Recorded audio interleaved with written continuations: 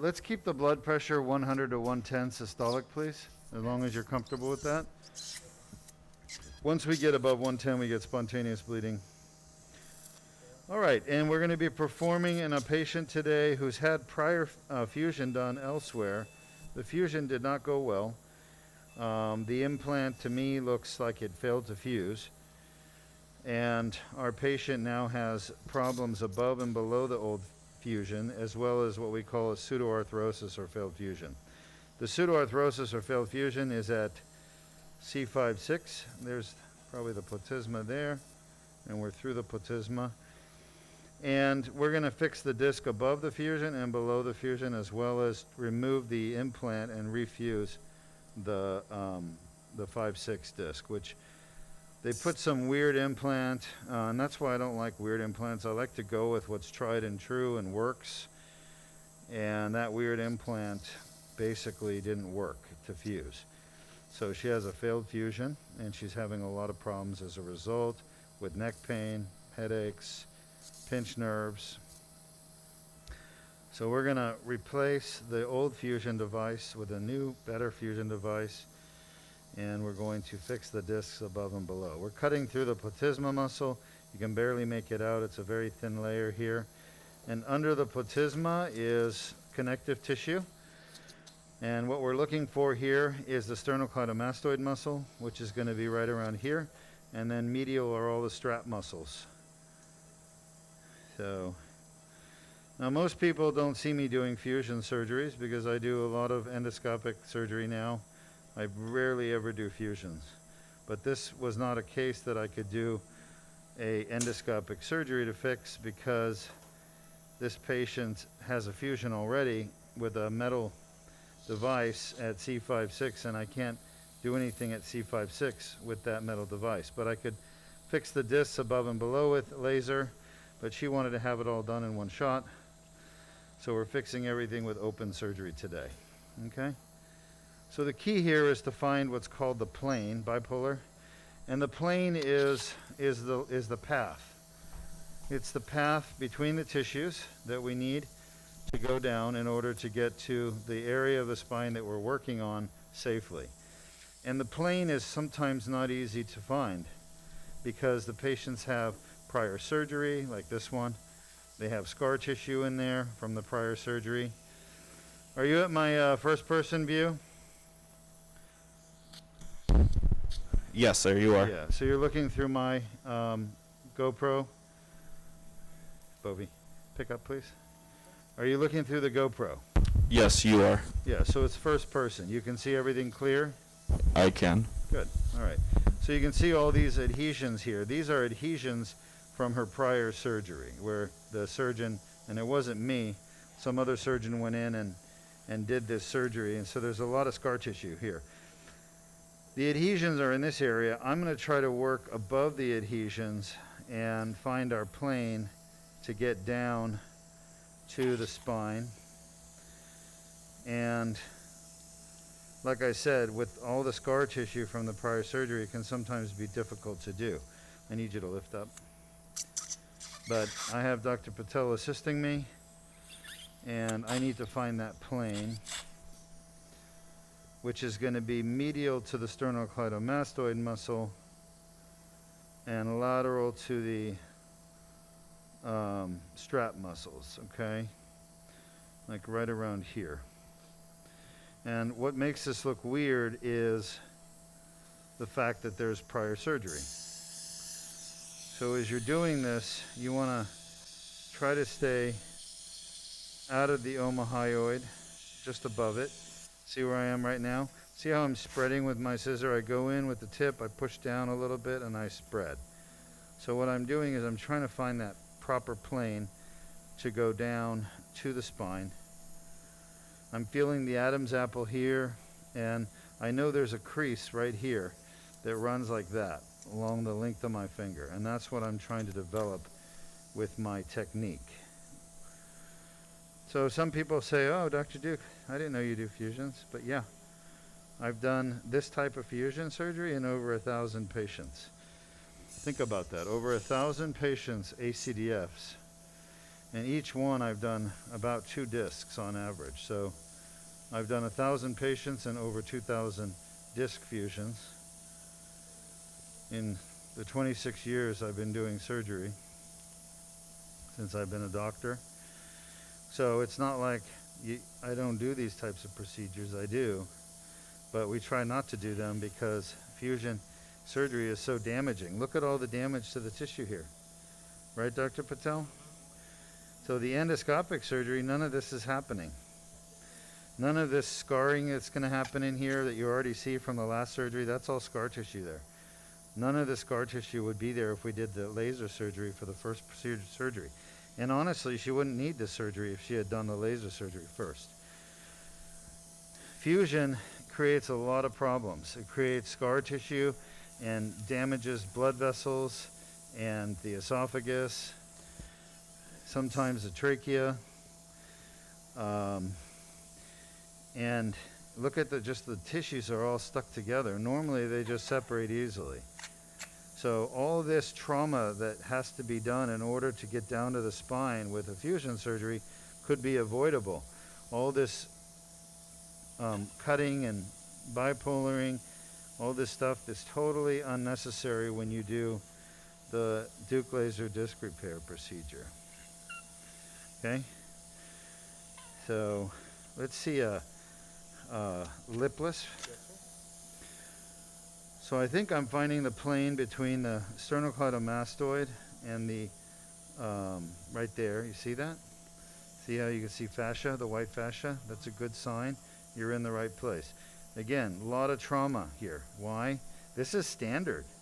By the way, my ACDFs are the most atraumatic ACDFs you'll ever see. And nobody else will show you, Kitty. No one else is going to show you an ACDF because honestly, surgeons just don't have the chutzpah to do it. They're afraid of a complication happening, which a lot of them have complications. Yeah, could a complication occur with this surgery? Absolutely. But I'm not afraid to show you the complication. Complications themselves are not malpractice or anything. It's what you do with the complication, how you manage it. That's what could be a problem for the patient and the surgeon. So I feel pretty confident that if we do have an issue, bipolar suction, that we can deal with it properly. But this is a really difficult case because of the prior fusion that was done on this side of the neck. So I'm going in on the same side of her neck as her prior surgeon, who went on the right side. And we're just above the scar right now. And all of these tissues, Kitty, are stuck together because of her prior surgery. And had she not had that fusion, all of these things would just open up like a door, just opening. But now I have to find my way through all the scar tissue here and get down to the spine safely. Now remember, I'm also passing the carotid artery. The carotid artery and jugular vein are right there. And I need to go medial to them, okay? So if you're a surgeon and you want to do this kind of surgery, make sure you go medial. Believe it or not, some surgeons don't know that. They're just horrible surgeons out there. And they make all kinds of mistakes. And patients pay the price. They suffer as a result of the poor technique. So here we're almost there. This is how I do it. I use a Kittner. It's a little cotton, right? And we call it kitty, and we just sweep it. Now this is a technique I learned in residency at University of Florida in Gainesville, where we had the best training in spine and cranial. There's a carotid artery right there. You see that? This little thing right here is a carotid artery. And there's a lot of scar tissue from the prior surgery. Okay, so the spine is right here. I can feel it. I'll show it to you in a moment. I've got the trachea here, and I'm going to push it that way towards Dr. Patel. I've got the esophagus just behind it. It's going to go towards Dr. Patel. I've got the carotid sheath and its contents coming this way, which is your vagus nerve, your internal, your carotid artery, your internal jugular vein, okay, that drains the head. Hold this. Now, Dr. Patel has done a few of these cases. Look at the blood here. We're not getting a lot of blood. We're getting very little, okay? But the reason why we're even getting any of this blood is oozing from the surfaces of the scar tissue from the prior surgery. Normally we wouldn't have any of this. You need to be over there. All right. 45 and 50, what do you think? I think it's going to be a 45 and 50. Luis, you're the best. So here's the front of the spine. And by the way, see all this white stuff? Let me have a pointer or something. Look at this web of white tissue. That is all scar tissue from the prior surgery. Okay, none of this should be here. And look how it oozes and bleeds. That's why we want to keep our blood pressure down. Systolic around 100 to 110, as long as the patient doesn't have a reason not to, like carotid artery stenosis, which we wouldn't be treating them right now without that. With that, they would have that fixed first. And then cardiac disease, coronary artery disease, all those things would preclude us, or very, very high blood pressure normally would keep us from being able to lower the blood pressure to where we want it. Now I got to bipolar the scar tissue so it doesn't bleed too much. And I'm going to have to cut it with my scissors. So that's what I'm going to do. I'm going to use a combination of sharp and blunt dissection to get down to the spine. I know exactly where the carotid artery is. It's there, okay? So I'm not going to injure it. I'm right on the spine. But what I still need to do is expose the rest of the spine. And that's what I'm trying to do. Now, the further up we go, that's the anterior longitudinal ligament there. But down here, this is where the old surgery was done. And there's going to be an implant here in the spine that we have to find and then remove. So, thank you, Dr. Patel. I have my partner, Dr. Patel, here working with me. Scissor. Yeah. And I have Luis. Yep, thank you. Just give me a second. I'm actually working. This is the right way to do this, by the way. So the problem, folks, bipolar, is that surgeons get different training at different training centers. And there are about 120 neurosurgery training centers in the United States. Worldwide, I couldn't tell you. Probably well over 200. And every single center teaches the surgeon a different way to do this surgery. The way I do it is the way that I've learned over the last 1,000 surgeries is the best for the patient, for their recovery, for their safety, and for the effectiveness of the surgery itself. Okay? So all the techniques I use are basically mine that I have developed partially from what I was taught, that I've modified and made better. So everything I do is actually well planned and thought out and has been done before by me and is the best way to do it, okay?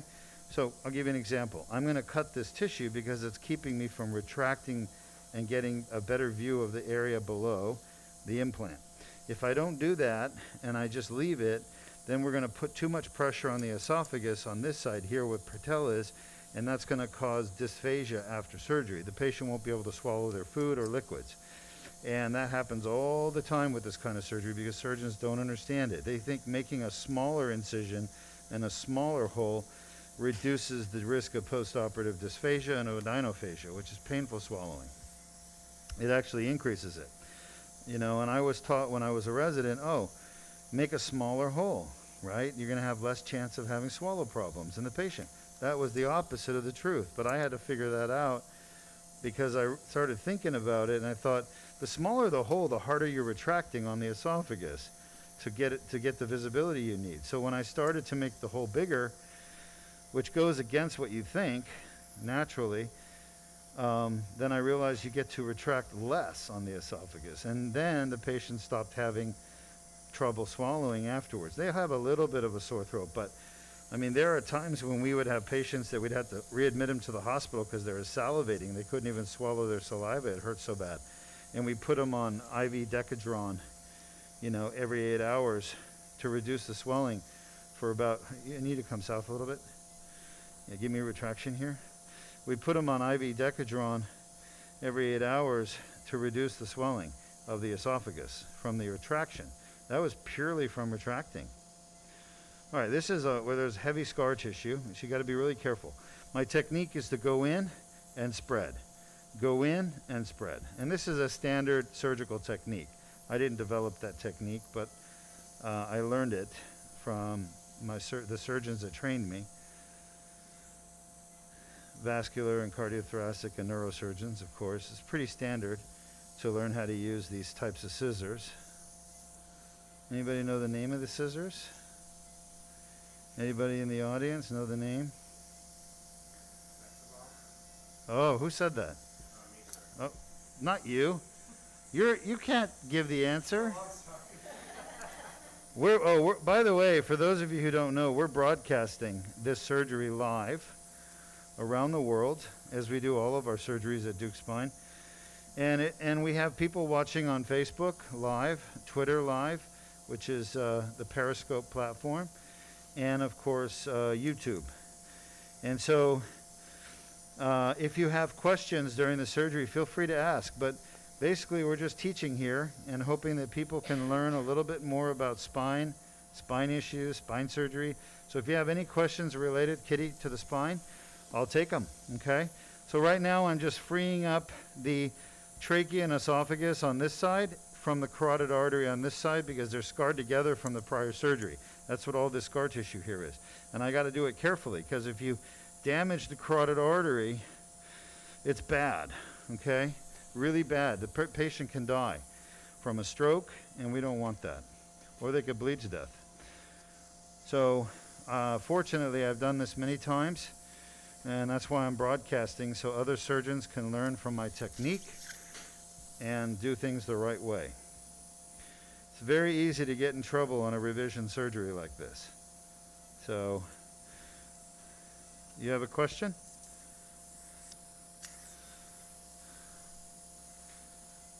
Any question there, Diego?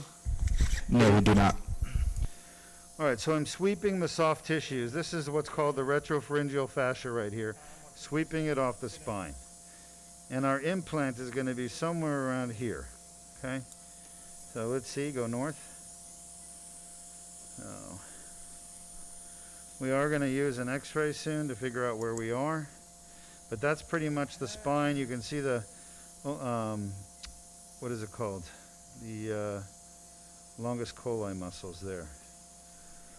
All right, so I got to figure out what level we're at because that's going to determine how much more exposure I need. Let me have a localizer. Yes, sir. I'm going to use a little piece of metal and go into one of the discs. I'm thinking this may be right above the old surgery, the fusion. So let's see. Come on out. Let's get an x-ray.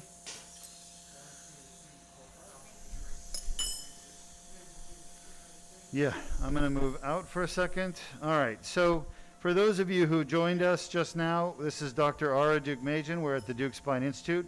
Our patient has had a prior anterior cervical fusion. I don't think the surgeon took out all the disc at C5-6 where her fusion was done. There's a lot of disc still there and it's pushing on the nerve, so I'm going to go in there and clean it all out properly, okay? But I need to know where we are first, so that's what we're doing. We're getting an x-ray to check our localization of where we are. All right, where are we? 2, 3, 4, 5. You agree, Luis? Let me come look at that a little better. Stay there for a second. C2, I can see on the x-ray. Have you switched over to the x-ray there? Yes, we're seeing it. I need to see it better. Who has lead? All right, come on over here. Okay, behind me, behind me, behind me. Okay, hold this up to here, and with your right hand, and pull the shoulder down with your left. Patel, you have lead? Yeah, give me a second. And let's get another shot. You need to zoom in a little bit more. Bring your fluoro closer to the patient if you can. There you go. Let's try that. And somebody's hand's in the way, their finger. Try to move the fingers further down the arm and grab it and pull. And shot. Better? All right, perfect. Stay where you are and let me get in there. Okay, you can move out. Move the fluoro north. We're good. Move the fluoro north. Patel, you agree? 2, 3, 4, 5. You agree? 4, 5? Yep. All right. So that is C4, 5. Bring the table down, please, doctor. Yep. All the way down. All right. So that should be the most of our fluoro. So this, I need his first. This is, I'm going to use a lift retractor on Dr. Patel's side. This is a handheld retractor. We haven't put the self-retaining retractors in. Hold that. Let me have mine. So I haven't taken the localizer out, but that's still in the 4-5 disc. So what I'm going to do is I'm going to take this out, take that, and because we're fixing this disc as well, I'm marking it. Now some doctors will mark it with a blue dye or something. Bad idea. Those dyes can diffuse along the tissues. I mark it with something that will never diffuse, and that's a burn mark, because we're going to go in there anyway. So that means the disc with the problem, look at all the scar tissue this device has created, is right there. That's where the implant is. All right? And then that means the next disc we're fixing is below that. Suck, please. Down here. Right about there. So we are not far enough south for the exposure. So I need to come back up to the surface up here where the platysma is, and I need to open this a little more. So Bovie. So that's why I did that. I want to see, am I done with my exposure? And the answer is no. So you can see I went through the platysma. There's fat underneath. I'm probably going to get to the omohyoid muscle. It may have been sacrificed in the last surgery. I don't know, because I wasn't there. And some doctors don't understand not to sacrifice the omohyoid. It's hard to say. It looks like it might still be here. I can't tell. Either way, I need more exposure down south. South is towards the feet. That's what the terminology, north and south. North is to the head, south is to the feet. So, are there any questions from our audience? No, there is not. You're watching a revision at C5-6, anterior cervical discectomy and fusion. We're adding in, that's the omohyoid. We're adding in C4-5 and C6-7. So one disc above and one disc below, because this patient has developed adjacent segment disease from their fusion. Adjacent segment disease, adjacent means adjacent to or next to. Segment means the next motion segment, or a segment of motion in the spine, which is a disc.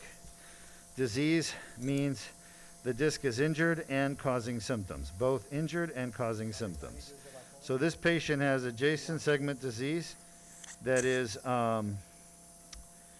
one disc above and one disc below the prior surgery. So that's the 4-5 and 6-7. And we're also going to fix the 5-6 as well, because they didn't do a very good job there. This is all scar tissue. You're watching me bipolar and cut. Okay? You always want to bipolar it because it bleeds otherwise. We've lost 5 mils of blood. 5 at most. All right, Kitty. So far in the surgery, we've only lost 5 cc's or 5 mils of blood. Now look at that beautiful exposure we got without having to sacrifice this omohyoid muscle right here. And you can still see the carotid right here. That's the carotid artery. And just between it and the internal jugular, right in here, in that place where I'm retracting, that's where you're going to have your vagus nerve. The vagus nerve, of course, is the parasympathetic supply to the chest organs, like the heart. All right, so there's 4-5, 5-6 is there, and 6-7, Dr. Patel, move south.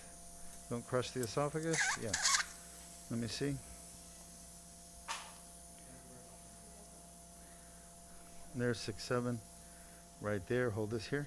And look at the scar tissue there. You see that? Yeah. Hold it right there. Hold it there. Let me have the kitty. Yes, sir. Look at that right there. All these little tendrils of attachment is scar tissue. It's stuck on the ALL, anterior longitudinal ligament. Okay? All right. So, making good progress. What do you think, Bada? You think we're good there? Let me see. All right. I think we got enough exposure there. So you can see the disc. Stay there. Bobby, you can see the disc right here. I think that's the disc. That's the C6. C6-7 disc and C7 vertebral body. So we only need to go halfway down the C7 vertebral body because that's the last vertebral body we're screwing into. And then up here, go up, we can see the 4-5 disc, and that means that's the C4 vertebral body right there. We only need to go halfway up. You never want to go past halfway up the vertebral body on both ends because you'll get into the next disc and you'll cause problems. So let's expose the implant. Dr. Duke, we have our first question. You have a question. Look at the metal. See the flames right there? Woo-wee. That's the implant right there. And it does not look fused. It does not look fused. Look at the movement. Right there, you can see the movement right here. See that? There's no fusion. So it's not fused. We have a pseudoarthrosis confirmed. I need something like my little tool, my little Penfield 4. Pseudoarthrosis confirmed with hardware failure right there. You can see the bone is moving relative to the implant. I don't know if you guys can appreciate that. All right, our first question, go ahead. Yes, we have a question from Facebook. Does scar tissue cause more pain? Does scar tissue cause more pain? It can, but it usually doesn't. It usually does not. Scar tissue gets blamed for a lot of things that it doesn't deserve to be blamed for. But remember, scar tissue is normally, it's not normal in terms of the scar tissue in this area shouldn't be here, but it's unavoidable when you do open surgery. You're going to have scar tissue. Scar tissue is collagen mostly. And when when I do the laser surgery where we have a hole in the back of the disc called the annulus, the annular tear, well, that hole gets filled in with scar tissue. Scar tissue is collagen. Well, the disc itself is already made out of collagen. I mean, the annulus fibrosus is. So you're actually replacing the annulus fibrosus with scar tissue, which is the same thing it's normally made out of. That's the only real place in the body that scar tissue is actually not bad, is with the Deuk Laser Disc Repair procedure. Because you're repairing the annular tear over time with scar tissue, which is the same thing the annulus is already made out of. Right, Dr. Patel? So every other tissue in the body that gets damaged and has scar tissue formed, scar tissue is normally not part of that tissue. It's only there because of the damage. So scar tissue does not cause pain normally. But look, what it's scarred to right here, okay? What this is, I'm touching this. You see this thing I'm touching, this red thing?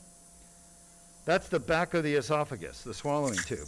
So it literally scarred the swallowing tube to the spine and to the implant.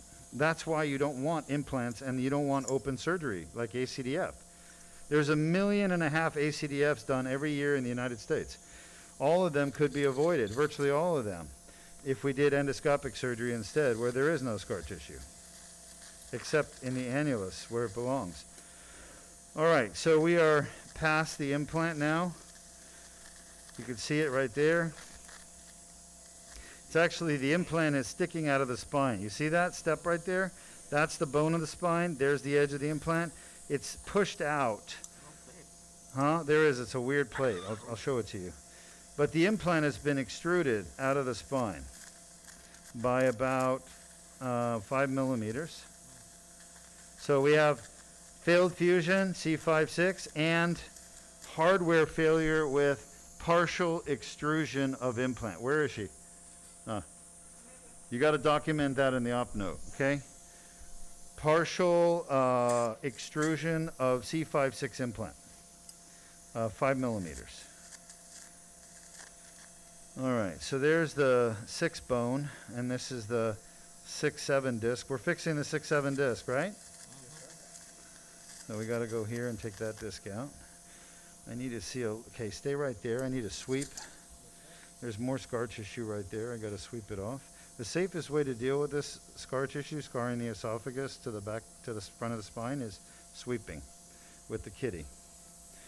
And it requires not just this movement, but you see I do a rolling movement. It's like a rolling sweep with pressure. And that way you don't damage the esophagus. That is the esophagus right there.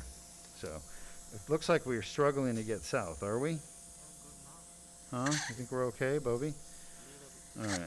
Well, let's see if we have to struggle anymore. So I need you to not just toe in, but I need you to toe down.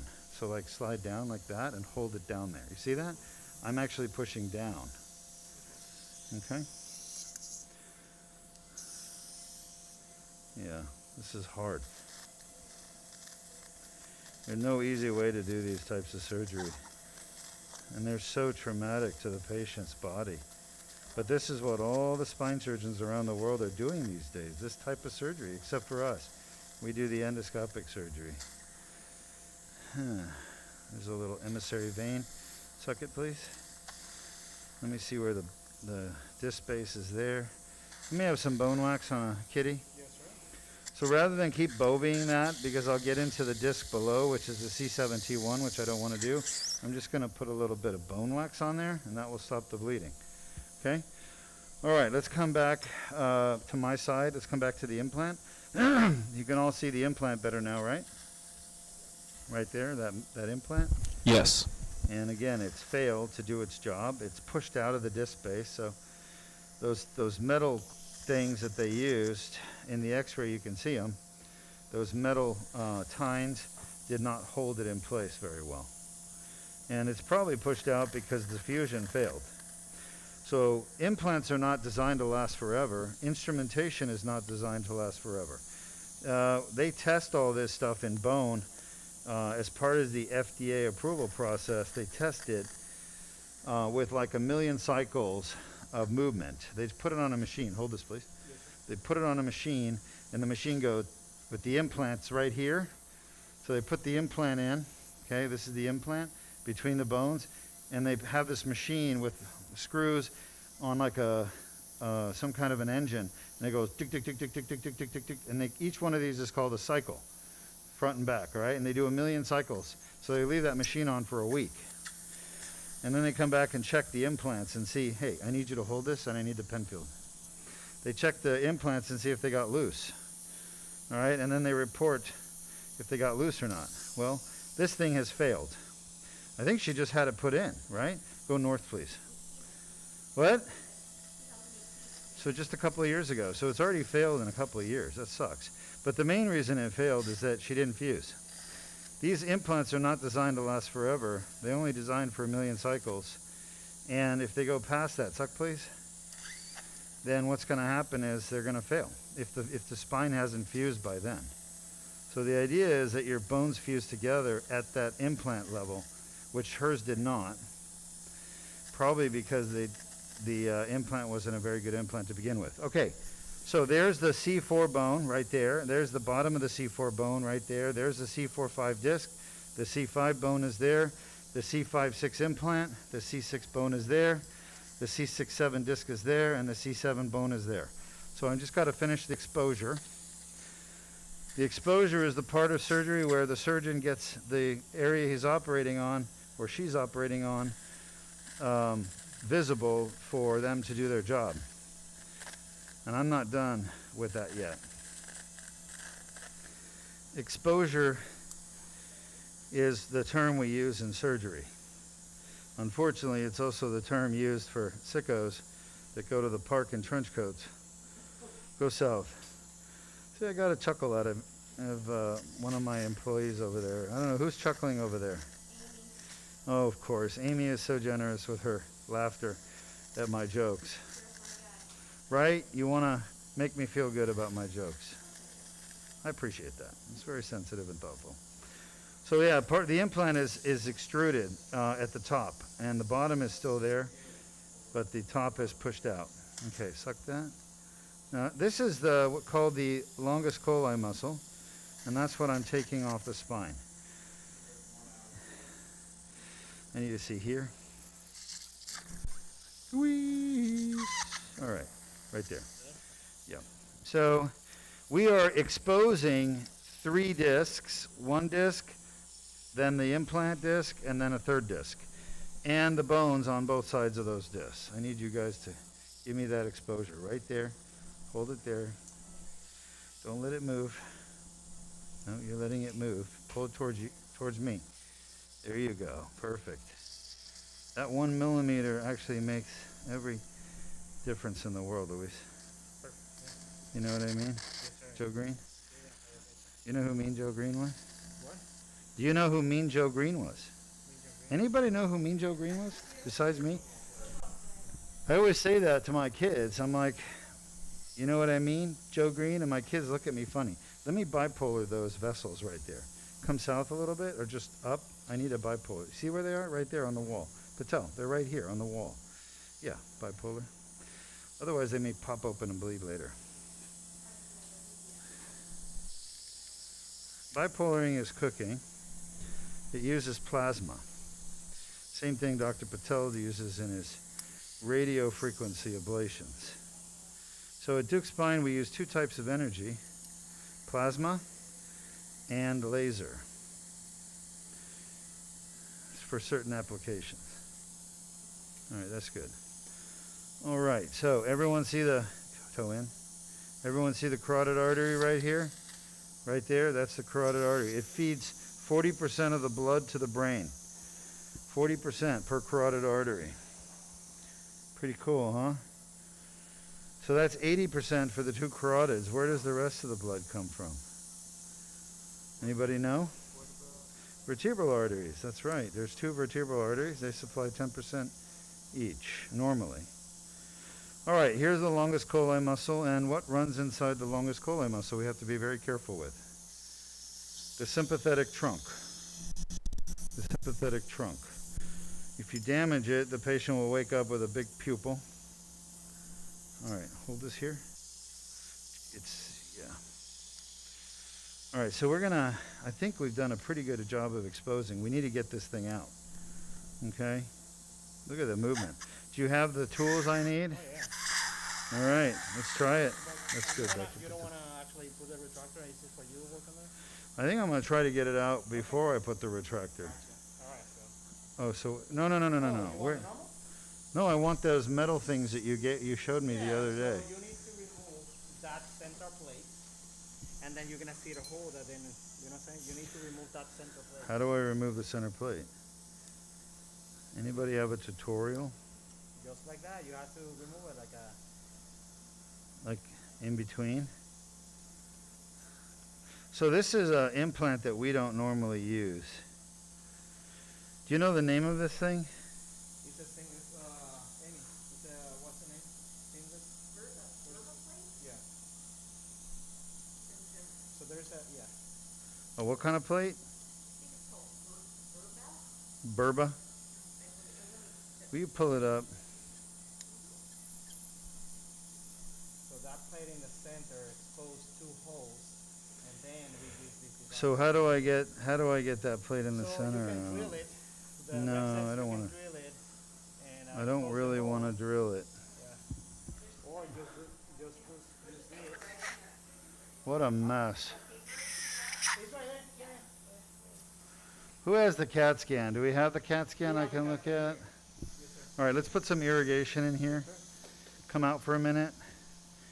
So the plate we're taking out, we don't ever put in, and it's one of those obscure, weird plates that probably, if I had to guess, the surgeon's getting a kickback for putting it in. Otherwise, there's no reason to put it in. And long story short, there's literally 100 different plates, and they all have different, ways of putting them in and fastening them and keeping the screws from backing out. So I've never put one of these in. I probably never will. But that said, we're just taking it out. That light is great. So because I've never taken one of these out personally. I think it's a newer design. Keep going. Keep going. Uh-huh. Keep going. All right, so There was couple papers that I have right here. let me see. Right here. That show. Oh, okay, that's the one. Yes, that's the one. That's the easy All to right. Yep. So there it is, removal areas. Removal areas. Wow. I see, there's a screw. Portion of interior face. All right, so how do we remove the face? Use a Verba. That's what the host told, or she told me to drill there. Yeah. Are you kidding me? But how do they put it on there? Oh, so that's a back out mechanism. Yes. It prevents back out. Yes. They really don't have a way to do this. This is insane. In other words, the company that manufactured this, I guess, planned on none of these plates ever coming out, so they don't really have a very good way of getting them out. Hold this here, please. Gentle. Irrigation, suction. Well, it looks like they didn't even put that part in. Wait, what is that screw hole right there? You see that? If there are two holes, that's fine because we pull that. Suck, please. Yeah, there's. If you see two holes there. Is there a hole in your side, Patel? Let me see. Let me see. There So- should be one one north and one south hole. I need you to suck that. Suck on your side. There's there's a hole. Hold this here. Let me have a pituitary or something. Yeah, that's right there is perfect. Toe in. Yeah, right there, too much. You release this muscle and now it's blocking your side. Okay, you need to be underneath. There you go. Get underneath it, but not too much. I need to see if there's a hole right here. Is there a hole there?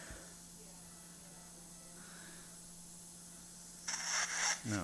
By the way, that right there is the esophagus, so you want to be super careful. There's a hole on my side that's threaded. It looks like it's threaded, so that's where the locking screw is. I need the driver to get it out. Yes, sir. So you see this one. So you hook this and then this is gonna pull.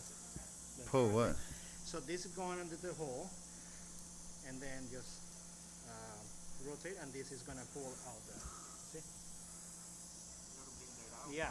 So that's what. That's But what isn't there a screw inside the No, hole right there? No. This is just two plates going up and down. So when we remove the center plate, you're gonna see two holes there. That's why we need to, yeah. All right, let's put the self-retaining retractor in. Yes, sir. So that's what, yeah. That's what. All right, 45. Some of these fucking companies really piss me off. Wait, you always give me the longer one first, Oh, okay? 50. That hasn't changed no matter how few of these surgeries we do anymore, okay? Let's see. Patel, you can come out. Yeah. Hold on, it's got to stay underneath the longest collar, so right there is fine. You got it? And then I'll do my side. And part of the problem is the plate is, like, the cage is rotated towards you. Oh, she's got a big chest. That's going to make this a little more difficult to get it in, but we got it. All right. Remember, the exposure is the key here. If you don't do the exposure right, then you can't do the surgery right. And the fact that we took our time and did the exposure right, oh, not too much force. You'll wiggle it right out. Wiggle and up. All right, so there's what we're dealing with. You all see that? And that hole is angled off to Patel's side, even though the surgery was done from this side. So it's a real cahooter. All right, let's see that thing. All right, so it's gonna be there. So why do I absolutely hate this stuff? Because this implant was made for one purpose, to make somebody rich. And it's a horrible system. Horrible. The hook go into the hole, right, like this, and then you tie it with rotator. The hole They is should be way in far. here. Yeah, all right, so that's not going to work, okay? Give me those papers, please. I'm going to show you, Luis, what the problem is. Fuckers. Okay. Luis, look. Yes, sir. You see that hole right there? Yes, sir. There's a screw that goes in that hole, right, to lock the plate in?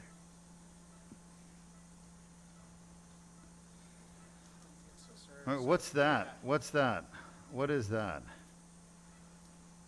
So, yeah, that's the way to, that's how they explained to me. Just remove that plate, and inside that plate, behind that plate, you're gonna see two holes. Can you Hold on, actually hold pass on. that to us? There you see. So you see one, you see that? So then you hook this device into that hole, rotate it, pull, and then hook up, and then pull, and then both of them come out. Yeah. Sometimes you can grab But it what's with in the pocket. front? Go back to the front. Okay, that's what we're looking at right Yes, there. Yes. So what do we do from So there? you need to, you see these around, I'm sorry. No, no. So these around, like this on top Yeah. of the water, you're gonna, or you can drill or also turn those. Okay, and you'll see move those. back a little Yeah, bit. and then you see those holes. Those are the one, that's the key that you want, that holes, right there. So we These need to, holes? yeah, that's the one that we need. We need to remove that on the top and on the bottom. And then see those holes, that's what we need. Okay, so you're removing this to Yes, expose that. Yes, yes. Let's see. Patel? How's the, oh, no. Why did you do that? Why did you do that? Why did you open this more? You never do that. You're putting too much traction on the esophagus, Bada. My God. Please don't do things like that without me. Yeah. This is not a giant visibility thing. Everything is done through a small working area. Let me have that osteotome. Yes, sir.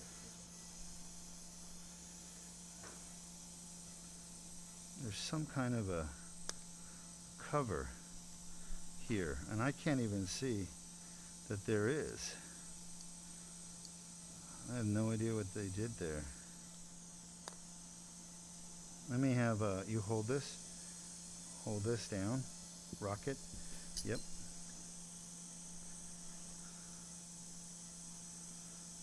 Smell it. Yes. There it goes. Look at that. Suction, want the please. cover? You need a sucker, dude. Look at that. That thing just came right off. You want a copper? Oh, there it is. Right there. And then the other one. Come on. Either get it or don't. Let me get it. Pituitary. There you go. All right. Now, Pituitary? not yet. Come on. You got it. Move your hand, please. This, you're twisting it. Don't let it twist. If you push like this, it twists like that. If you pull like this, it moves. You got to just hold it steady against the spine, down and hold it. Don't let it move. Mallet. Ready?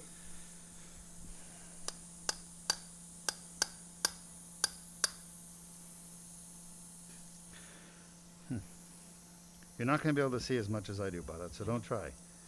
Okay? Just see enough that you can see the retractor's not moving. This is just difficult because I don't have a scope in here.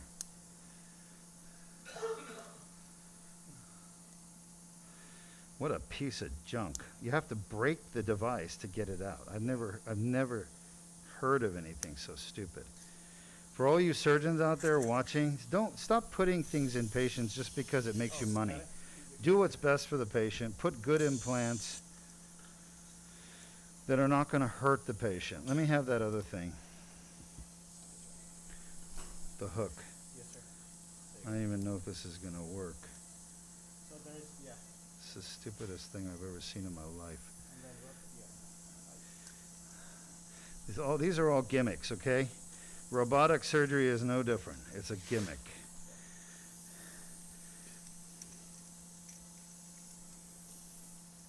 Right, where is your blade, Bada? Where is your blade? Let me have a pointer. Where's your blade?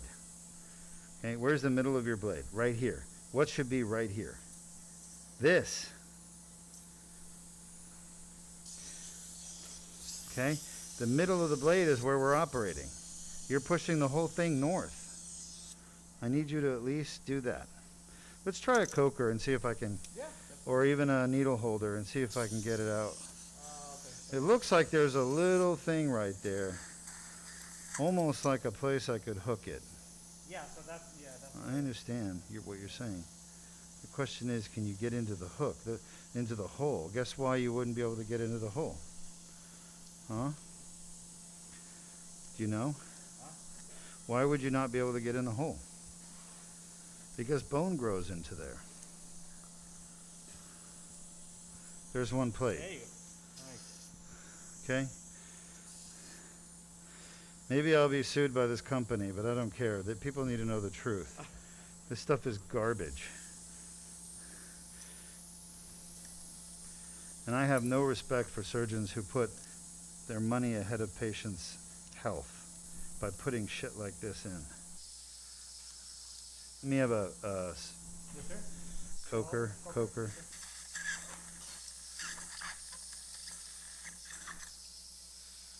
Honestly, this is why I hate most doctors, because they do stupid things like this. This device should not be put in my opinion.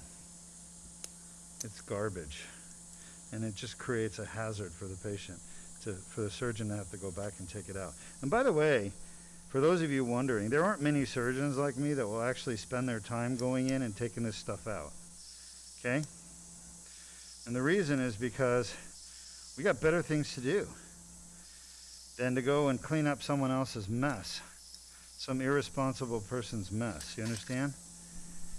That's how I feel about it. But I'm doing this for my patient because I know there's nobody else out there that will do this surgery, because it's such a pain in the ass to do and risky.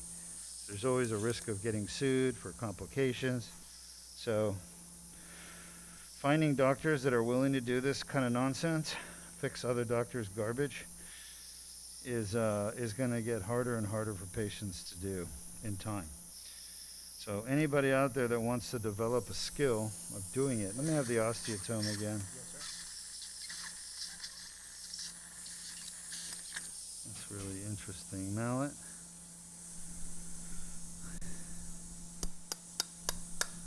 Can I have more boneless too? Boneless? Boneless. Bone wax.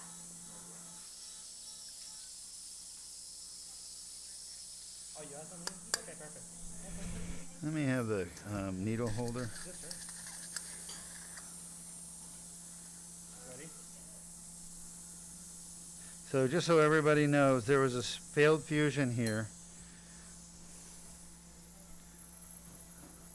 with a hardware failure, probably to blame. Almost there.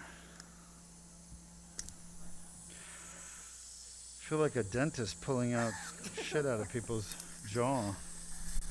All right, so now we got the cage that needs to come out. Is there something I can screw into this cage to pull it out? I mean, there's a screw hole. It looks like that's how. What about the tool to get the cage in and out? That's what she told me about to use. You can do it with a coker. A coker.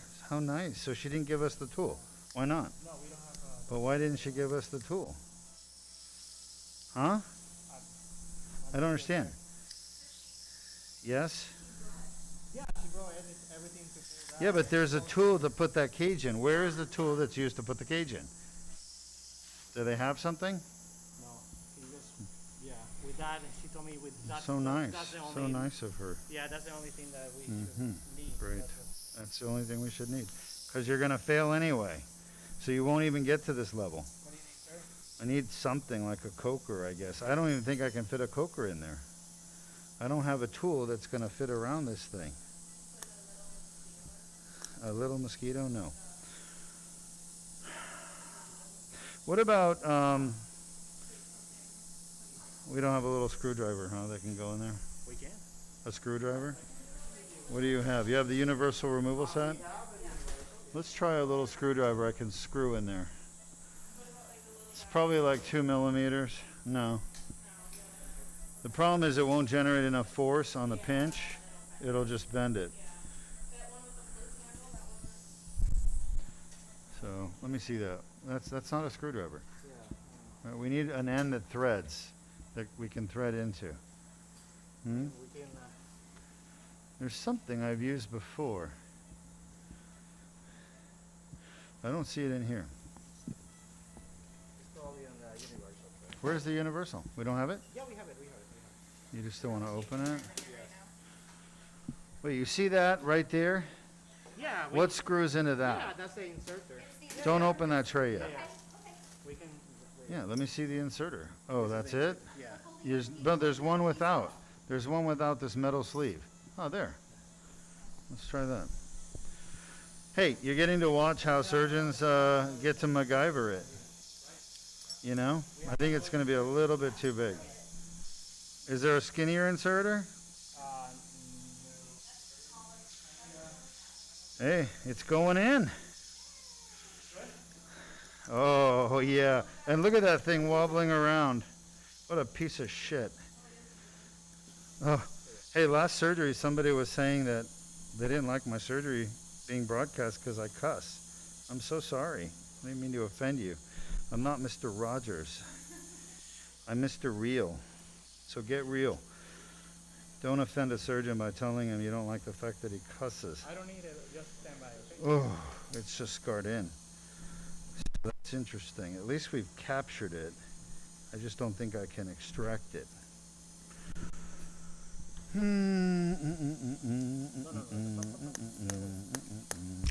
Doctor, do you have time for a question? You have a question. Yes. Great. But you can see there's no fusion there. Let me have the osteotome. Yeah, if we drill it, we're going to need a bigger cage. And I don't want to do that. Give me a second on the question. I can't really take a question at this very moment. Because this is such a cluster. Trying to create a plane.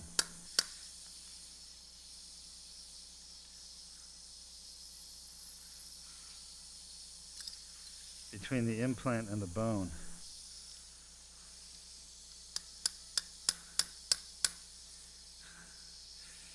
Gosh, what a mess. So definitely didn't fuse, but getting it out is going to be difficult.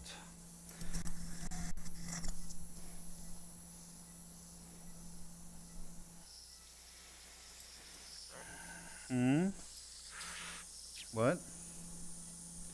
What are you saying? I'm saying it. Pressure on this side is not coming out. Let me just think for a moment. All right, what's the question from our audience? Let me look at the MRI. Yes, we have a question from Facebook. How do you feel about steroid and epidural injections? Well, I think... No, the CT is fine. I think that steroid injections are okay to do if you want to put surgery off for a little while and you don't want to have the surgery done. The steroid injection can give you some temporary relief for maybe a few weeks or a few months. So it's very useful in that sense. However, when it comes to actually fixing the problem, steroids don't fix the problem. I feel like I'm driving a stick-shift car. Huh? What are you saying, Luis? Oh, it's wiggling around. I just trying to get it freed up. I'm trying to think, how could I do this? If I could get something extra in there.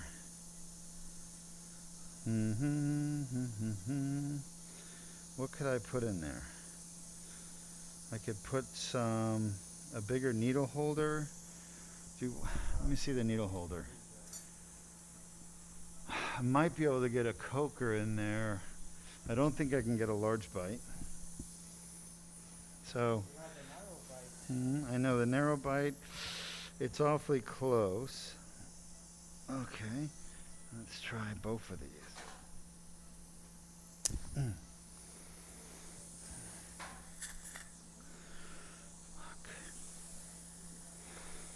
saying this blade is not pushing down. Hmm? Do you have another blade? No. The blade is not pushing down. That's not the problem.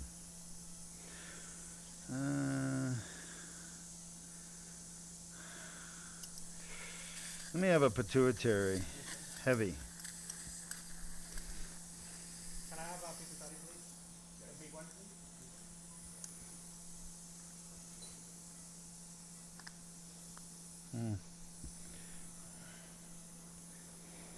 I think I'm gonna have to drill this sucker out. I think I'm gonna have to drill this thing out. Fuck. Did not want to do that. What a mess this guy created putting this piece of shit in here. And a lot of these are, unfortunately, personal injury cases. I don't think this one is, but let me have a drill. Let me have my drill. So you want the normal drill or No, my normal drill. normal drill?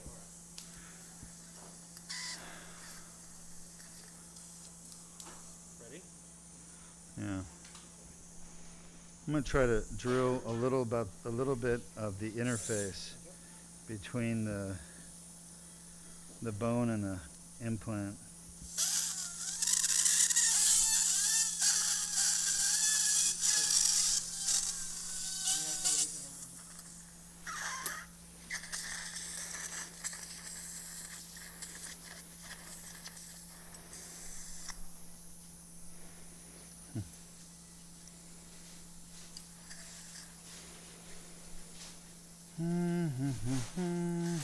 Where's my drill?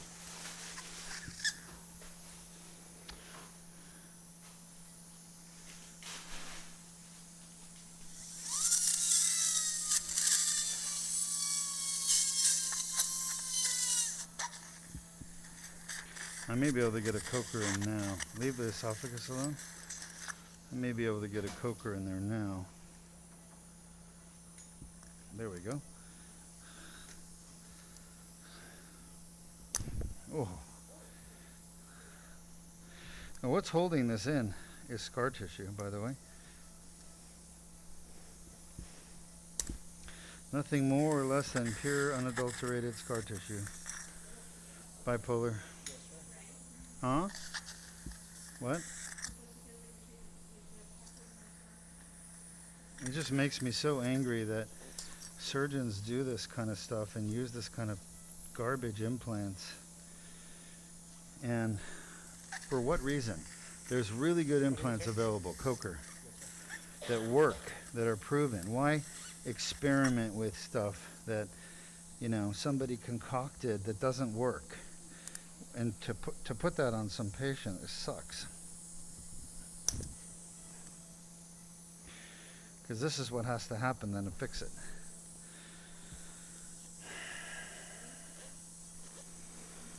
And honestly, if this was a decompressed level without a problem, I just leave the implant in and fuse over it.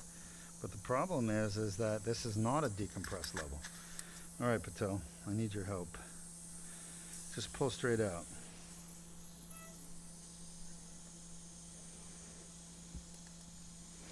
Okay, hold on. Let me get this clear. Oh, there. Now go ahead and, not too hard, but straight out. I think we made some progress. Maybe a little bit. Woo! Let's try the narrow bite.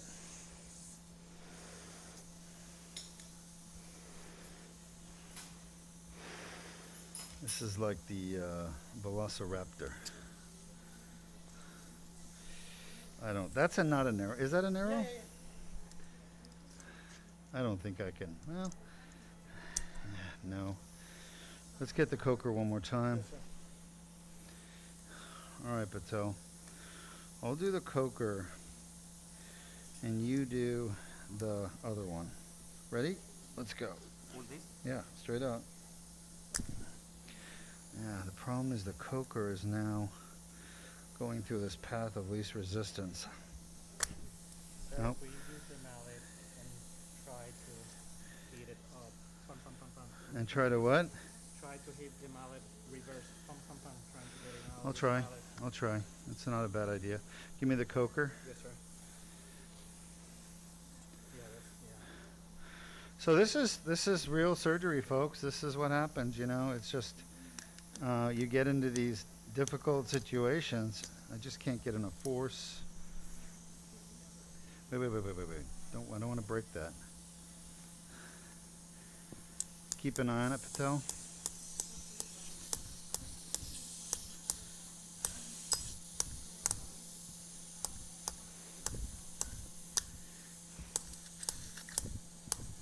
Is it coming at all?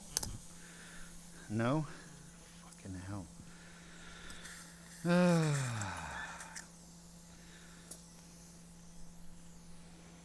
Everybody getting to see this nice and good?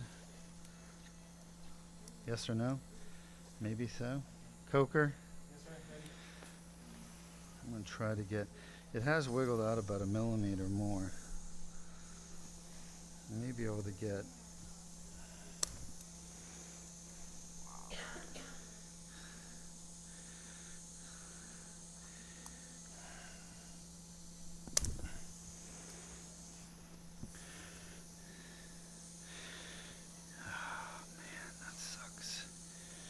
Okay. You don't want to just destroy like crazy. I do want to destroy it, but once you destroy it, you lose the structural integrity of the implant, and you can't use it to leverage yourself to get it out. You can't use it. Now you got to take it out piecemeal. Well, I guess we don't have much choice at this point. All right, let's I guess let's do that. Hmm? Yeah, The so- half in a meter. So if we use this type of drill and try Yeah, I to know, I know. weaken it. I know, I know, I know. The drill is just so destructive. You lose. We're gonna have to use a drill. I just wanted to try to get most of this out first, without the drill. How about if you put the detractors, pins, and then open the spacer more? That is a smart idea, Luis. That is why I pay you the big bucks. Let's do it. That's the best idea we've had so far. Let's have a Penfield first. I think I've worked up a little sweat here. Call my gym, tell him I don't need to come in today. Well, get your lipless. Yes, sir. I need you to protect the esophagus. Patel, get in there, please. Right here. Right there. Post. At least the bone is going to be sclerotic, so you're right. It should. This should work. Luis, you may have saved the day. We're gonna see. I mean, I hope. Very good idea. I hope so. And let it be a lesson to the surgeons. Don't just think you have the best ideas. Listen to your team, especially if you have good people. And if you don't, I pray for you. Now it.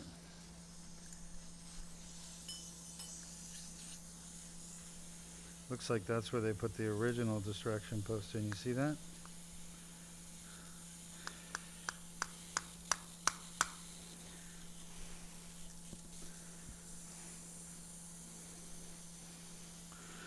I just want you to know, this team we have here is not at the hospital. This is an outpatient surgery. We're doing this at Duke Spine Institute Surgery Center, Viera. We're an ambulatory surgery center. We're not part of the hospital. And we are doing this surgery outpatient, basically. So a lot of these surgeries are migrating. Let me have a Penfield. We've been doing ACDFs outpatient now I've been doing them for 10 years. We've had no problems. This is an unusual ACDF because there's a prior fusion and implant which has failed. And so now we're trying to fix someone else's failure. Suck.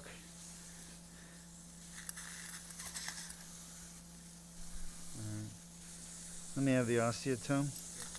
I need you to suck that interface. Let me have the osteotome.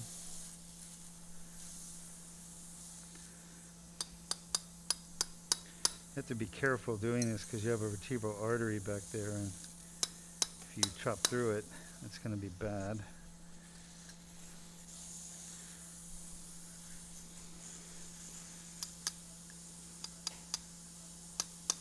Of course, the spinal cord is back there as well.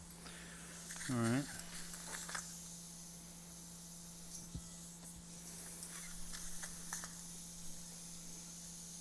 Let's have the coker again.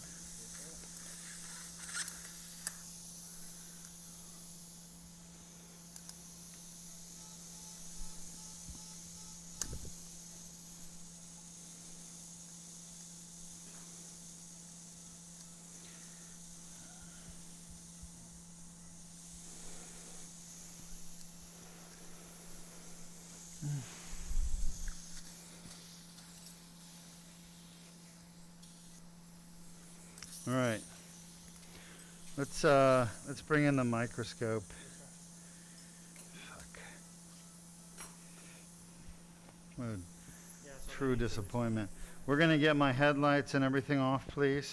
1 second, yeah, disconnect first and then we'll do So at this stage, we've done our exposure of the spine. We're trying to get the failed implant that was put in at C56 by another surgeon 2 years ago or 3 years ago.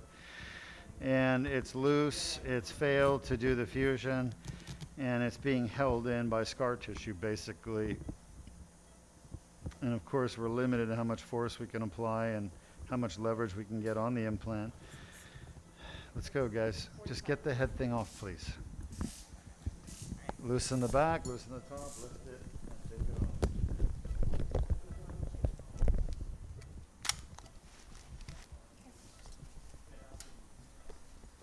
Reach front, grab the speaker, and the little box up front in the front pocket.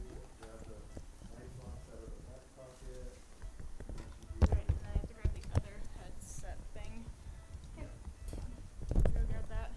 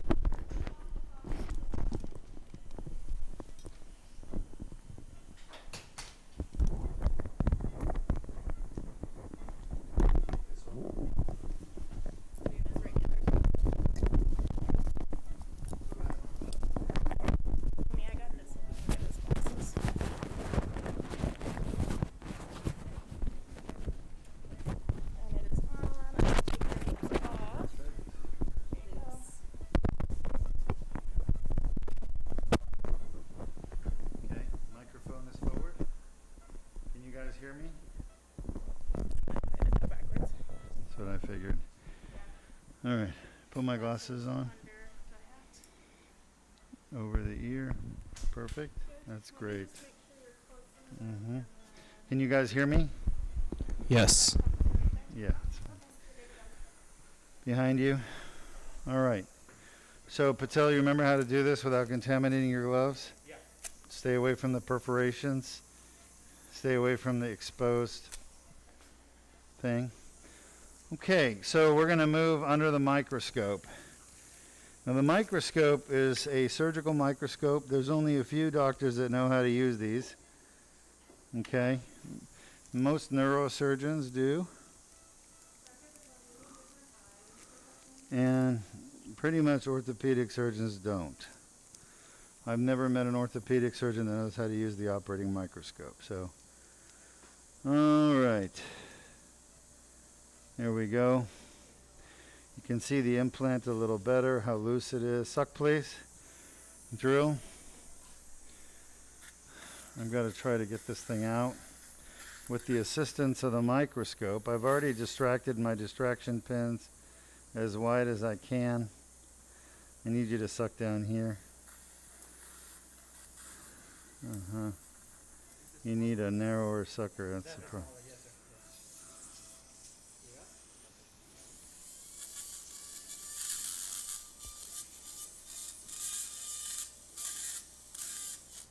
Suck, please. Interesting.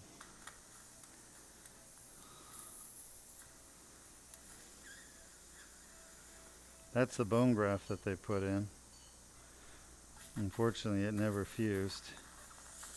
It just stayed in the middle. That's one side. Let's look at this side here. Again, just scar tissue. No real fusion mass.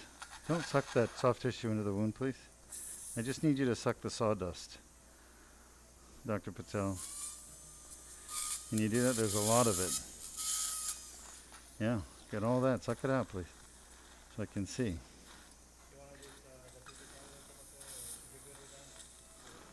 The pituitary.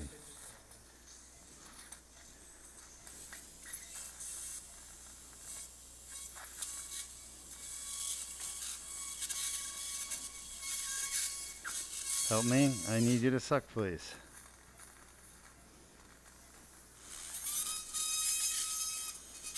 Suck, please.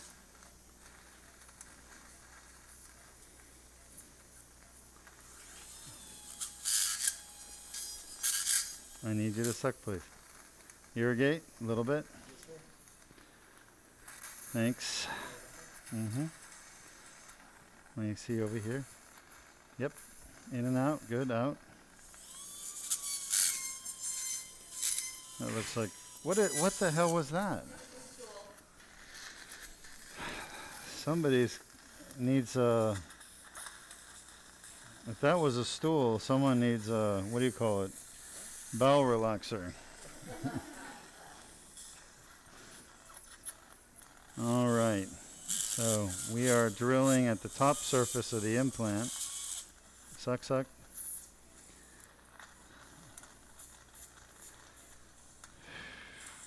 It's all scar tissue. Question is, can we get it out now? Let's find out. Still scarred down. Look at that. Incredible. Scarred down. Well, this implant did a great job of making scar tissue. What else can I say? The one thing you don't want. Who makes this implant? Zimmer? Zimmer Spine, right? Zimmer Spine makes this implant. And it did a great job of making spinal scar tissue and screwing this patient's life up, making him have another surgery. This is a big ass space. What's your biggest cage? Cage.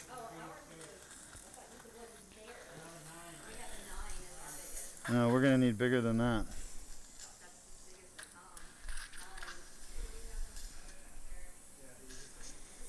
Do you have a fibular allograft?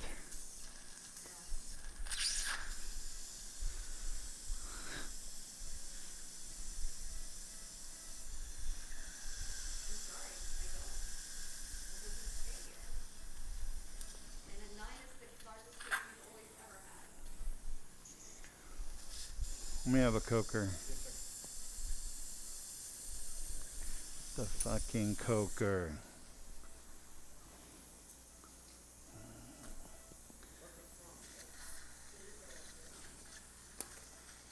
Perfect, huh?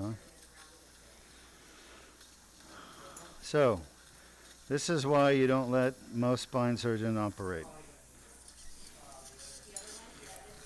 What's all this back here? This is all herniation that was never taken away. Because they get afraid to go back on the spinal cord. They're afraid to be back here. So they don't do surgery back here.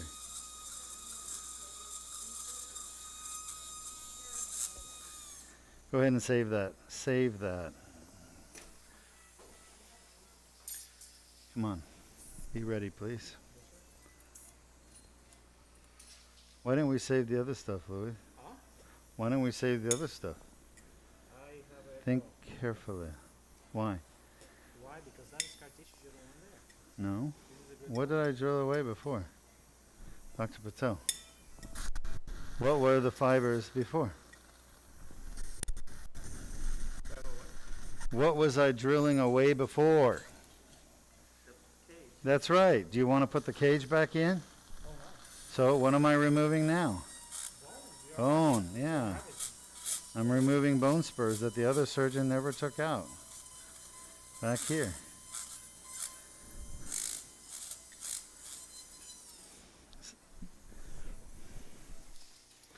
So why would I want to harvest now?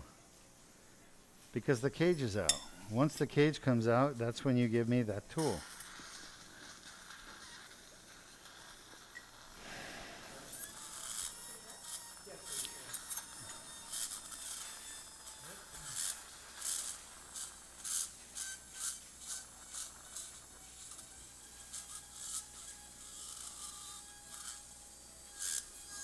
Great.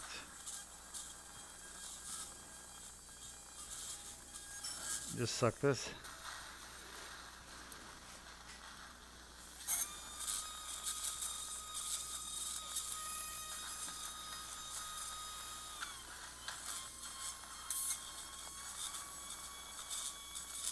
Suck, please.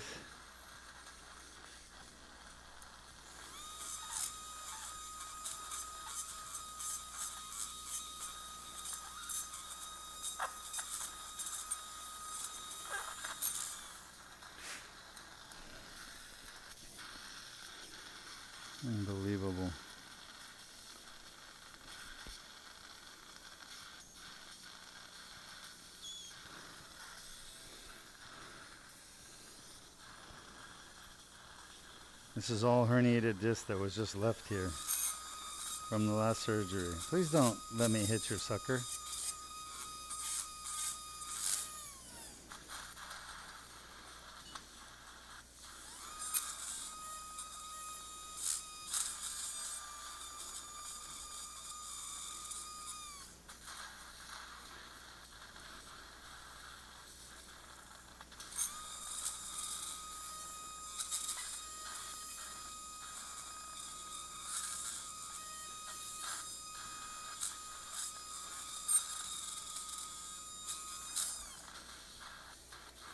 How's the view there, Diego?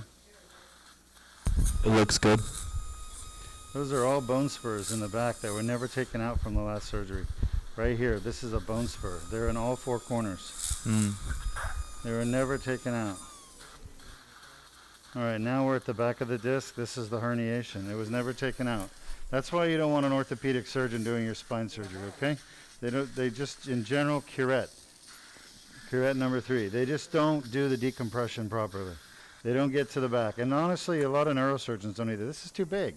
2. Suck, please.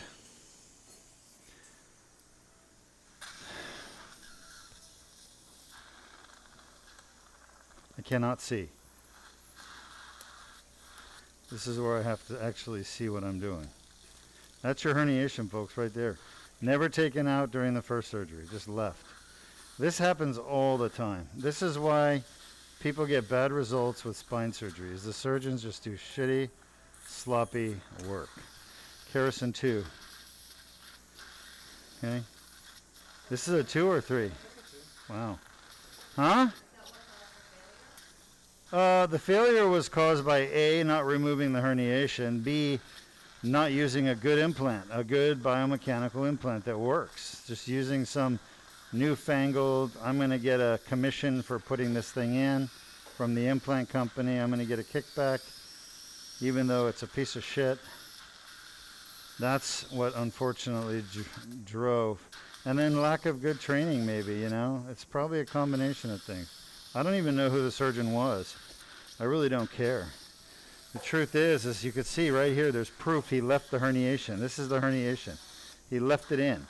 And that's typical of orthopedic surgeons that try to do ACDFs. You know, orthopedic surgeons are not trained really well to do ACDFs at all.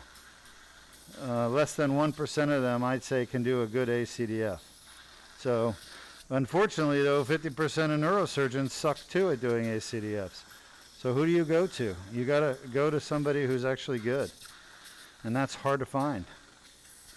None of the surgeons are ever going to tell you, whether they're ortho or neuro, oh yeah, I suck at ACDFs, let me do your ACDF. All they think about is how much money they're going to make doing it, and then they do it, even though their results stink.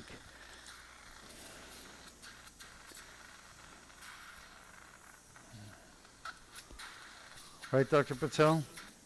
That's the spinal cord, by the way, the white thing there, we're going to show you in a minute. That's the foramen that I'm going out right now. That's where the nerve is. Right here. So the white thing is the spinal cord. This is a real decompression. Now, this is the way it's supposed to be done. You get rid of the herniation in the back, which is what you're looking at right now. Okay? That big blob sitting in the middle. I can't get there. All right, pituitary. That is the herniation. Right. You gonna send this off? Oh, it's stuck down now. Yeah, we got a piece of it out. Let me see. It's stuck to the spinal cord. All right, let me have a curette. So I got to create a plane between the spinal cord. Careful on the spinal cord. Thank you. And the back of the bone spur. And actually what runs back here is the posterior ligament. Posterior longitudinal. Suck here. Let me have a curette. Okay, let me see Kerrison too. Sorry. Take that. So I'm developing a plane between the spinal cord, which is the dura, the covering of the spinal cord, and the back of the herniation, which is the posterior ligament and the bone spur. Because they're scarred together, because they left that herniation there for so long, it just scarred to the dura. Now there's a nice white dura there. You see how clean that is? There's no scar tissue there. Okay? So I'm working my way around the scarred herniation, trying to develop a nice plane and isolate it so I can get it out without hurting the patient's spinal cord. Here we go. Come on, quick wipe. And now I'm coming out the foramen on my side, which is her right side. Any idea which arm bothered her more? No?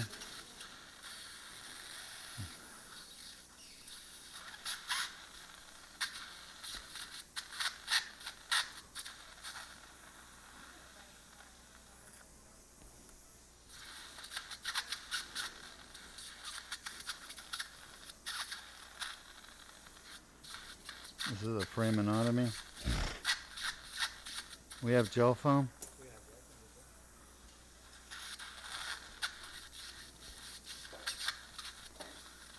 Let me see.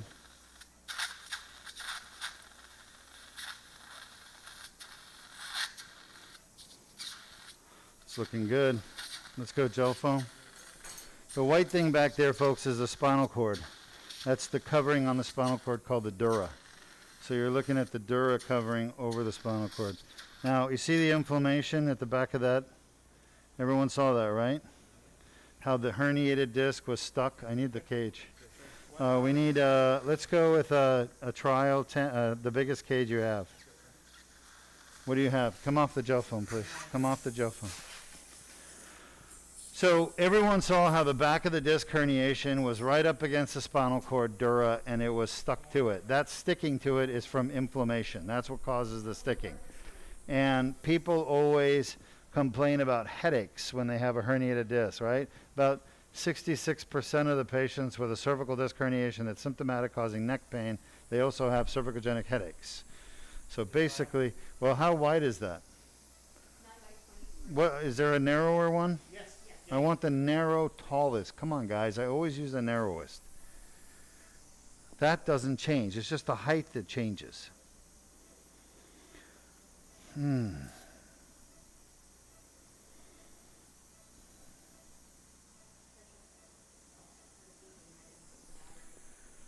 my.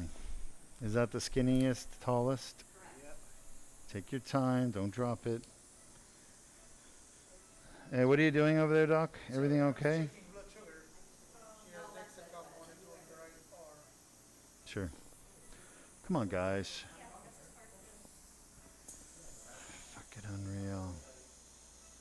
All right, it's a good time for a question. For those of you wondering, we've put the microscope in. This is a $200,000 surgical microscope specifically for neurosurgeons and neurosurgery. Orthopedic surgeons don't use it. Most neurosurgeons know how to use it. Some don't. If you don't use this microscope for this kind of surgery, you're not going to get the surgery done properly. All right. So let's go ahead and implant this. Suck, please, just gently. Let me get the blood out. See? And this is how tall? 9. You don't have a 10?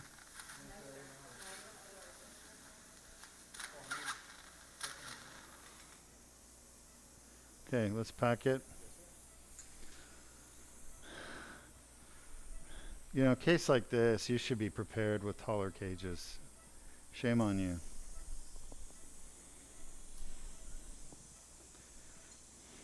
And you should have them in the facility. It happens again. I'm going to switch to another company, honestly. Yeah, don't let it happen again. I've told you guys to park your stuff here. Why is it not parked here? I don't care. They have to let you keep it. I thought you keep sets here. I do have the very minimal sets. I had to get all of this, the cages stay here. I had to get all of the trays for this. Yeah, but there are taller cages. There are taller cages. Yeah, they should be here, parked here. At least one of each size. Okay? Not, you know, the skinniest ones, which are the ones that I use. That make sense? Okay. Well.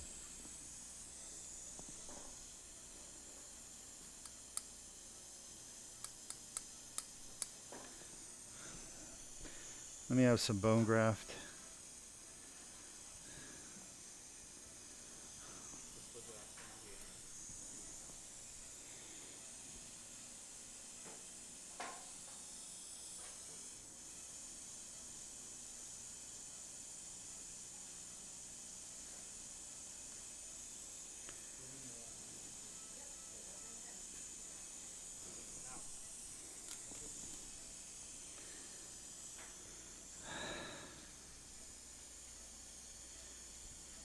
All right.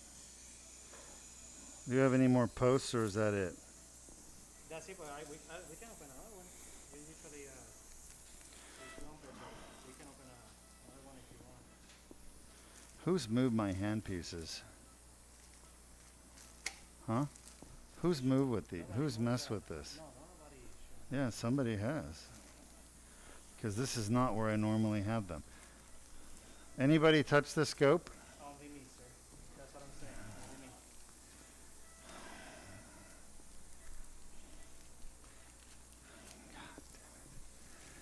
Yeah. Fucking hell. Do you want to post it, sir? Or just want to jump it like a... Let me have the post remover. Yes, sir. Get in there, Patel. I need you to move the esophagus. Huh? Come on, man. We need something to hold the esophagus over. We do this every single time. It's a Penfield #1. That's what we use every single time, okay?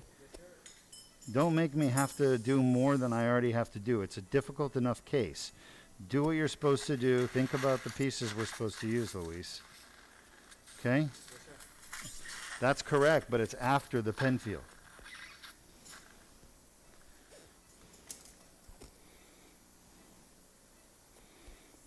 Pickups.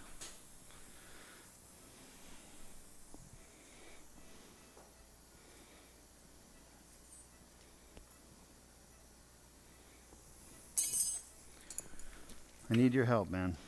Okay, we do the same thing every single time. What is the order? Post, Penfield 1, right? Then bone wax, and then pickup. It's the same thing every single time.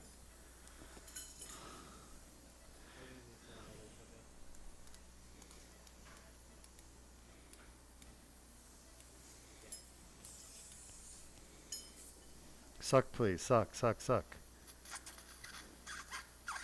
Suck. All the juice. Not there. Right where I'm looking, where I'm going to put the post in. Bipolar.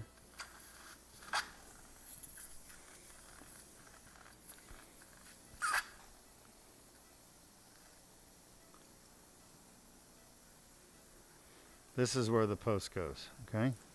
That's what I'm looking at. Post. You're stirring up the bleeding again. Bovie. I told you got to be careful when you suck. The sucker itself will actually make bleeding happen. Suck, please.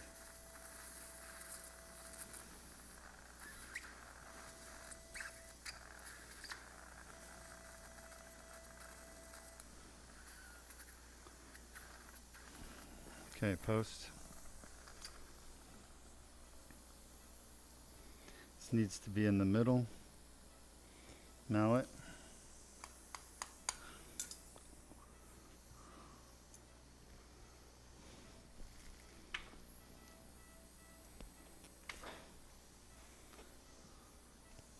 Mallet.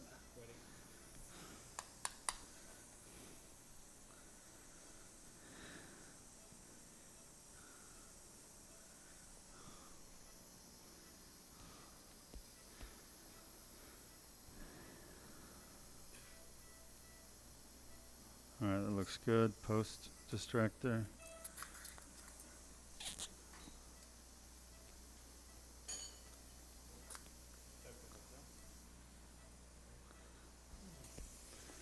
Eyes. 15 blade.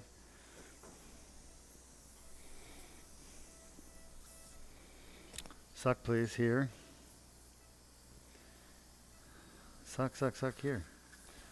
Alright, you can see there's partial avulsion of the annulus. This was one of the discs that were damaged as a result of the prior surgery and the bad surgery that was done. Adjacent segment disease.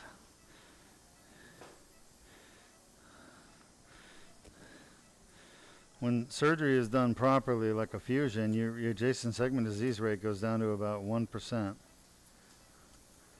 But it's much higher in the literature, it's much higher with other surgeons because they don't do the surgery properly. And there's many ways to mess the surgery up. One of them is deformity, not correcting kyphosis or listhesis or scoliosis, and doing a fusion with a spine that the surgeon leaves, scoliotic, kyphotic, or lordotic, and too much deformity will cause the adjacent segments to wear out. Another reason you get adjacent segment disease, besides the surgeon not doing deformity correction during their surgery, is damage to the adjacent disc or joints during their first surgery. A lot of surgeons do that damage. They don't do it on purpose. They do it unintentionally. However, I do know one surgeon who I know for sure has done it on purpose. And I won't mention any names, but they don't work at Duke Spine, obviously. They work somewhere else. But I see a lot of their patients. Let me have a smaller curette. And their patients come in with horrible adjacent segment disease, and they do multiple surgeries, and every time the adjacent segment disease is done because that surgeon puts the screw into the next disc during the surgery. So it pops the disc and makes it wear out over the next year or two, and they come in with more pain, and the surgeon does another surgery. I've seen that happen. That's perfect. I've seen it happen. It's real. There are some very corrupt surgeons, not a lot, thank God, but I've seen it. At first I didn't think it was done intentionally, and then I saw 5 more patients with exactly the same thing. And I heard this surgeon has patients in their waiting room that have had 2, 3, 4 surgeries already done by that surgeon in the same area of the spine. And I realized what was going on. Of course, we reported it, but nothing was ever done.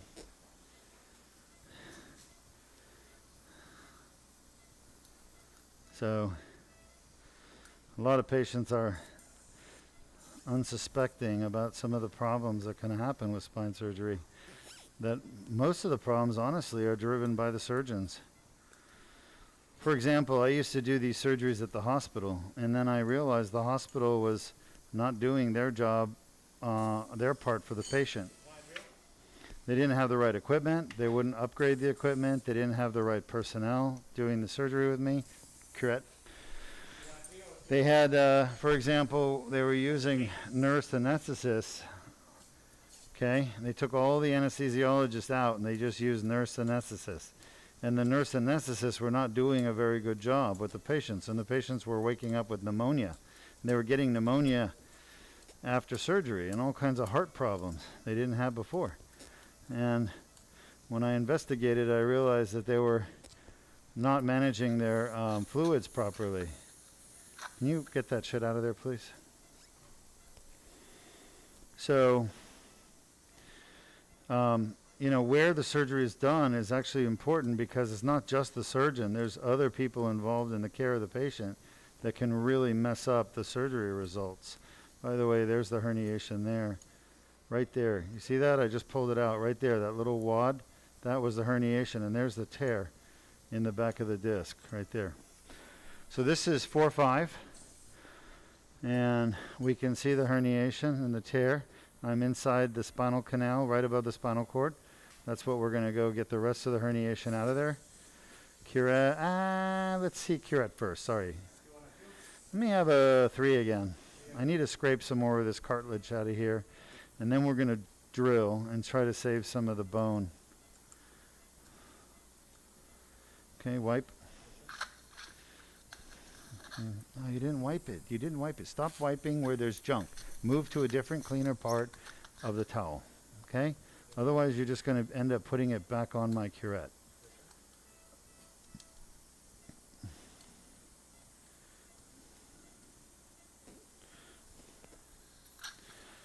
Okay, can you get that, Dr. Patel? Are you not able to get that out with the pituitary? Huh? Your sucker is definitely not going to get that out. Drill.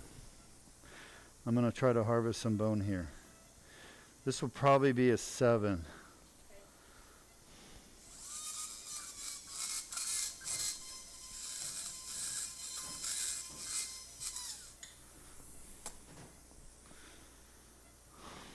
The drill is a much safer way to do this in the back of the disc. Now you see what I just did? The surgeon before that did the other level we just got through with, he or she never did this, okay? They never did any of this. They never went to the back of the disc, they never found the herniation and got it out. And you have to also remove some bone spurs in the back. Suck, please. If you don't remove these bone spurs, you're not going to get to all the herniation out. You're not going to get all the decompression done that needs to be done for this type of surgery. Plus, removing the bone spurs actually helps with the fusion because you're decorticating back here. Suck. All right, now we've gotten rid of all the bone spurs. All we're left with is the posterior ligament and the annulus. Curette. Curette. 2. Once I get done with the drilling, it's always a 2. Before the drilling is a 3. There's more herniation right there. Y'all see that? There's like the tail of the herniation coming through the back of the disc. So I'm going to go in here. Oh, yeah. Look at all that herniation there. And there's inflammation, too. People don't appreciate how much kerosene, too. They don't normally appreciate how much of this disease is driven by inflammation. Dr. Patel, you do. Look right there. There's a herniation. You see that? Right through that little space. Patel and I both understand how the role inflammation plays in symptomatic disc herniations. But most surgeons and most doctors don't. They think it's all about compression, pressure. They think it's all the pressure that's being put on the nerves. The pressure on the nerves has nothing to do with the pain in the neck or the head or even the pain down the arm. Pressure on the nerves may have something to do with the weakness and the numbness and the reflex changes, but it has nothing to do with the pain. Pain is from inflammation. That's why most surgeons won't treat herniated discs that are painful. They just say, oh, there's nothing that can be done. Look at all that inflammatory stuff right there, herniation. That's a big herniation. It's a lot bigger than I thought on the MRI. The MRI doesn't even show it that well. It must have gotten worse since her MRI. How old is that MRI? Huh? Suck, please. October? February this year? So what, 4 months ago? 6 months ago. Yeah. Yeah, that's why we like MRIs to be within a year of the surgery date. Unless the symptoms get worse, then we need to do another one. This is herniation here. We're about to take out. You got your sucker clogged. Your sucker's clogged.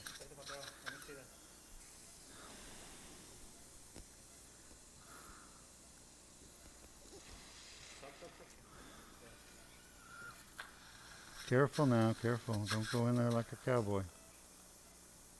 Don't mean to offend any cowboys, but all guns blazing. All right, just about done. Suck. The foramen is wide open on both sides, so that looks good. That looks really good. We got all the herniation out. Let me see.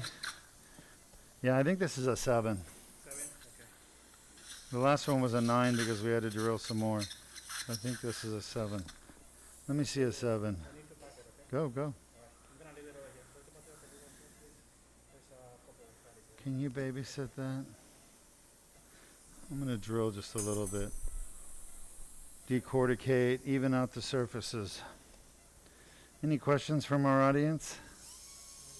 Yes, we have one question from YouTube. If a fusion and excuse me, sorry, if a fusion and instrumentation surgery went well in the neck, how much time goes by optional conditions until it is revisited? I think that's good size right there. Let's pack it up. I'm so sorry, I was focused on the cage and the right height, and I missed the juice of the question. Okay, yeah, I can repeat it. If a fusion and instrumentation surgery went well in the neck, how much time goes by in optional conditions until it is revisited? And have patients went 20 years with it being okay? Yeah, if the fusion is done properly, which it's really hard to do properly. What I mean is most surgeons don't do it properly. If the fusion is done properly, it lasts a lifetime. You never have to worry about it again. And honestly, in my experience, 1% of those patients that have perfect fusions, 1%, 1 in 100 get adjacent segment disease. And it really doesn't have anything to do with anything the surgeon does. The surgeon does a really good job, but they still get adjacent segment disease. So they still have a disc above or below that wears out. You don't want to impact a little bit more? And I will, Okay. once I get the post out. So good fusion lasts a lifetime. It never has a problem. I have patients I did 20 years ago, fusion, and they have no problem. I mean, most of my patients, probably 95% of them. Now you can start getting some pain in other areas. Remember, a fusion only fuses one motion segment. I need pickup, please, like I said before. It's always a pickup. A fusion only treats one motion segment. And if you have two levels fused, then it's two motion segments. But basically, a motion segment is the two bones above and below a disc and the disc itself. All right? So you can get pain not from the fusion area, but from an area above or below the fusion area, or a muscle nearby, or a joint nearby. So it's common for people who've had fusions to get aches and pains from other areas, but not from the fusion area if the fusion is done well. All right, let's see what we got here. Suck that, please. Suck that hole. Yep, suck the hole. No, this hole right there. The hole in the bone right there that I just took the post out. That's not the hole. Yes, that's the hole. Yeah, I want to get all the soft tissue away from the hole so the bone wax goes in. And it didn't.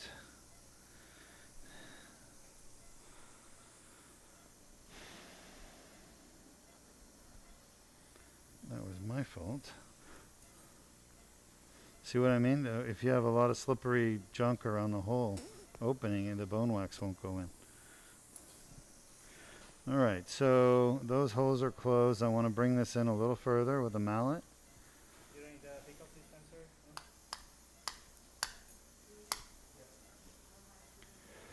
I think that's good. It's flush. And this one I can put in a little more. Let's come south a little.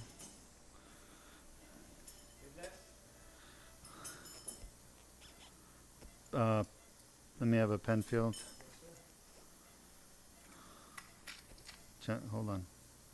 That's the esophagus. We want to move it out of the way. I could probably countersink that a little bit more. Let me have a impactor. Mallet.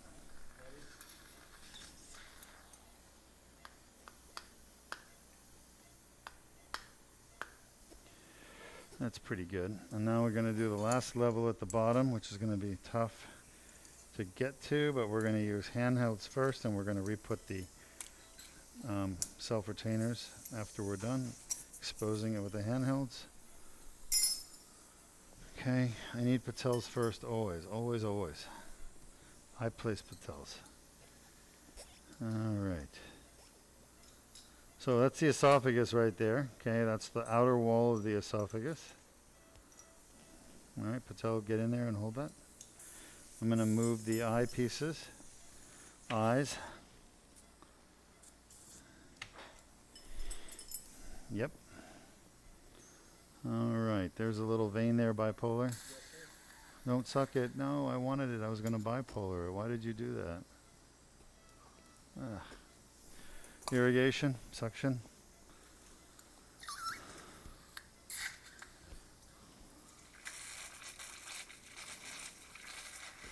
Take.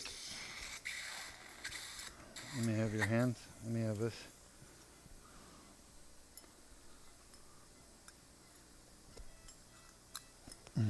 Right here.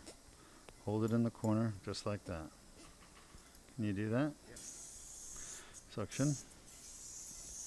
Suction. I need suction from Patel.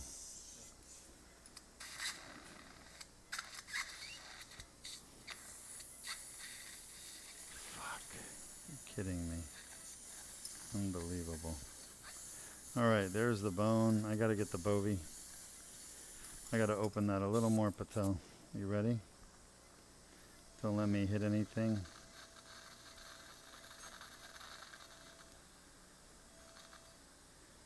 Okay, now your side. Here. Yep. Hold this, Luis. Let me have the Penfield. Yes, sir. Hold it right there. Yep, that's good. Great, guys. You're doing great. Hold it for just a minute for me while I get in here and give us a little more exposure down south.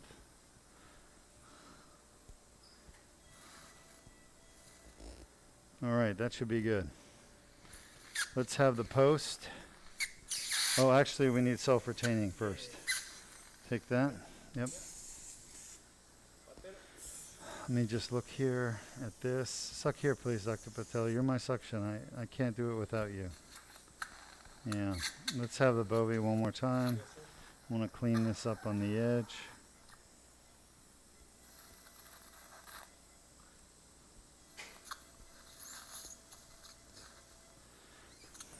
Supposed to suck the smoke. That's okay, Patel. Okay. Let me actually do mine first. Yes, sir.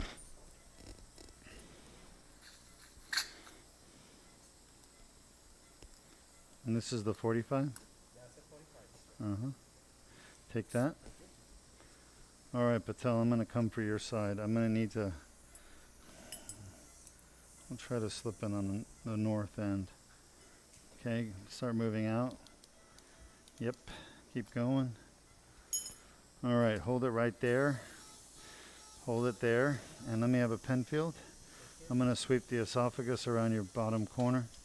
Stay there. Don't move. Yep, that's great. Now you're free. Now, go ahead and get a good hold on that. You have to have it facing me. You're angled south. Otherwise, these won't lock in.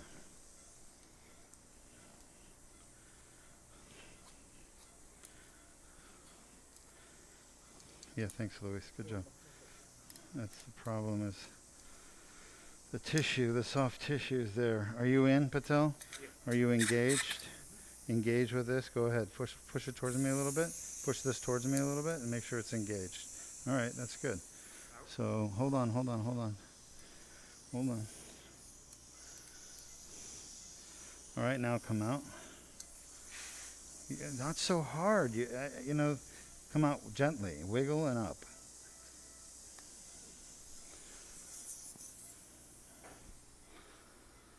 All right. No. Don't suck the esophagus. Penfield 1. Penfield 1.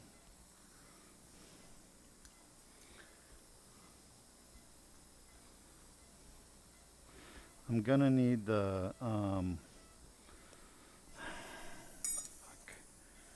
her soft tissues are really, her clavicle is starting to affect us down here. Let me have a narrow. Yes, sir. Patel, I need you to hold the narrow.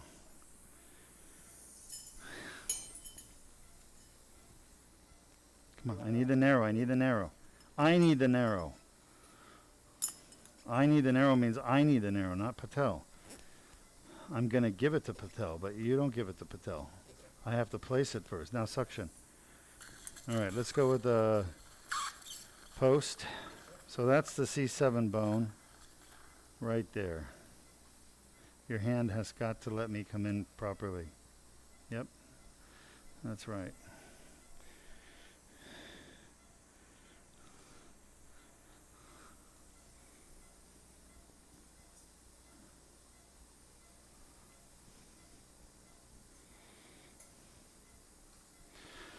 I already know that guy's in bad shape because he's broken at the bottom there. Let me have a post. This was the bone from the failed fusion.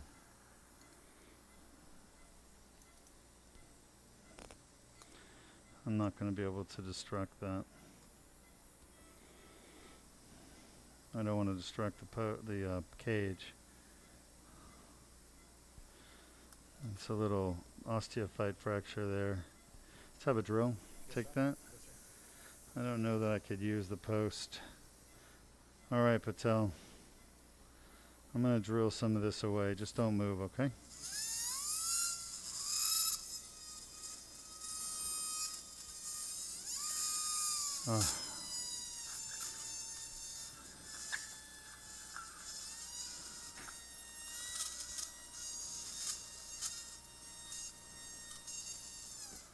That was good. That was good, actually. 15 blade.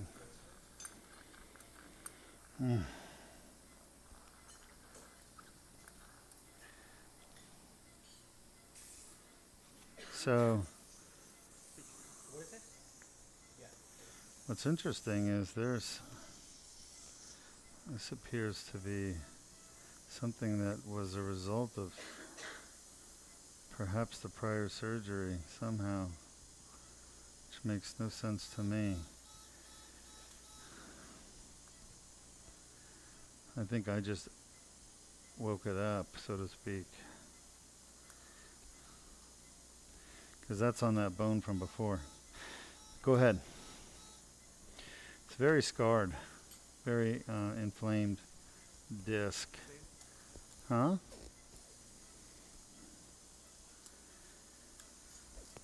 15 blade again. You're not going to get any of that up, so I got to cut it out more for you.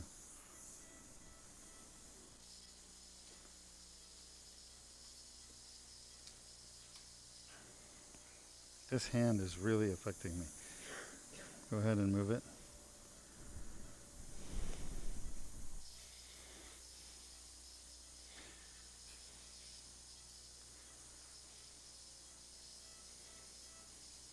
Try again.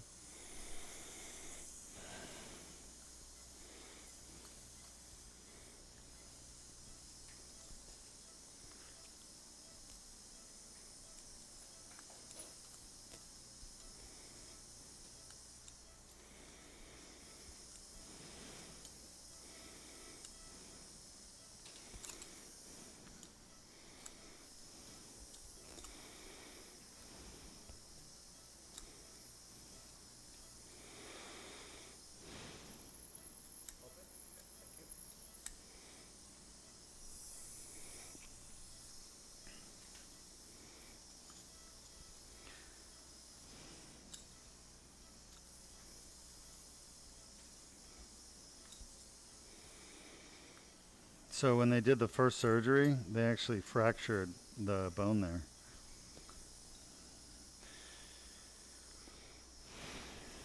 When that other surgeon put the post here to open this disc up, he opened it and cracked through the bottom, and then that's why we found that fracture. It's an old fracture, you can see. It's organized.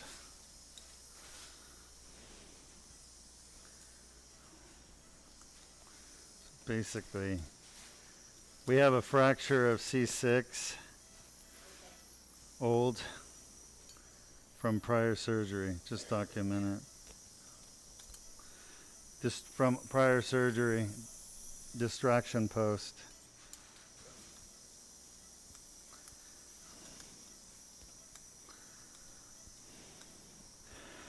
What a mess. Just mess after mess after mess.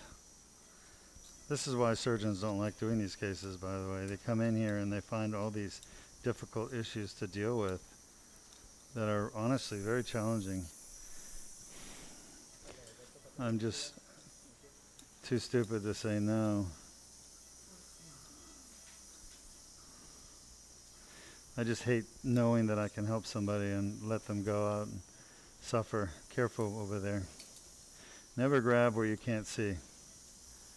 That's one of the golden rules of surgery. Go ahead. Let me have a kerosene. 4. Yep. You see? Wipe.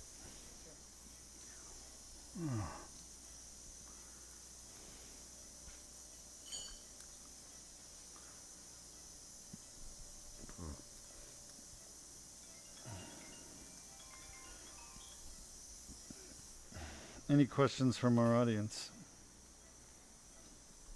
No questions, but a lot of praise. No questions, what? No questions, but a lot of praise by our viewers, saying that you're doing a good job. Oh, thanks. I appreciate that, actually. That gives me encouragement. Thank you for the praise and thumbs up and hearts and all that good stuff. I like it. So basically, we're at the bottom disc now, the one that was below the old surgery. And this one blew out as well.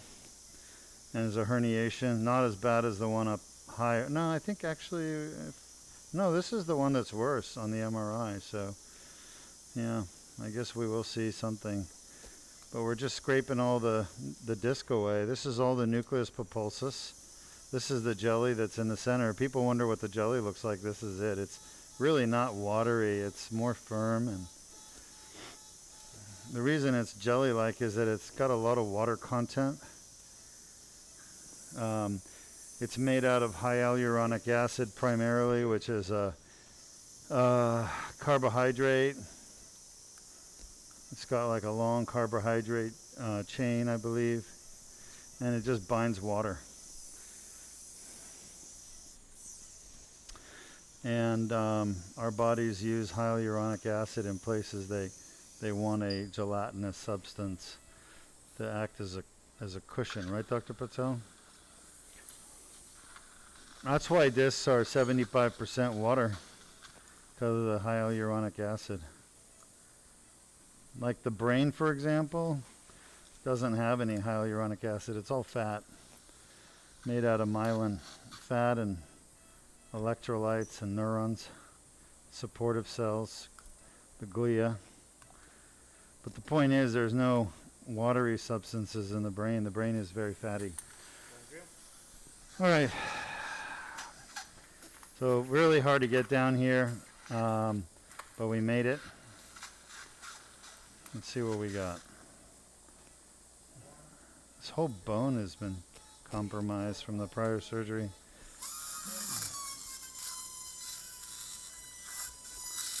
So we're gonna get this herniation out, and then do we need bone? Yep. So that's a bone spurs that I was drilling. And believe it or not, bone spurs are actually pretty good.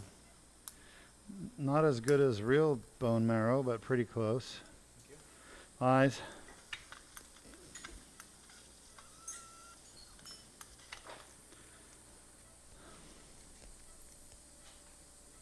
Drill. Drill.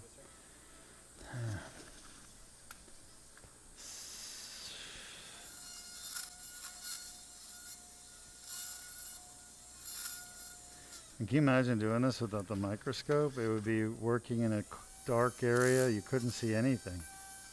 The microscope helps a lot. That's why I don't do this kind of surgery without the microscope. Even after doing 1,000 of these surgeries with over 2,000 discs, I don't do it without the microscope. Because, and a lot of surgeons do it without the microscope, and they honestly don't have half the skill I have and experience I have. And I would never do this surgery without the microscope, never. Because the microscope is necessary to see what the hell you're doing. Otherwise, you can't see anything down here without the light and the magnification of the microscope. And yet a lot of surgeons do ACDF without the microscope because they don't have it, and they don't know how to use it even if the hospital were to have it.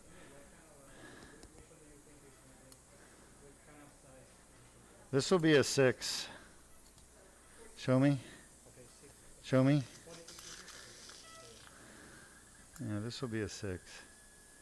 This is the hardest disc to get to, this C67. Actually, there's one more, C7T1, even further down, that's even harder. Thank God there's rarely a problem there. But point is, if my staff called me today and said the microscope's broken, I would 100% cancel this case. I wouldn't even try to do it without the microscope. That's how important the microscope is. Yet, and I'm a very well-trained neurosurgeon, like really well-trained, and I don't want to do this surgery without a microscope.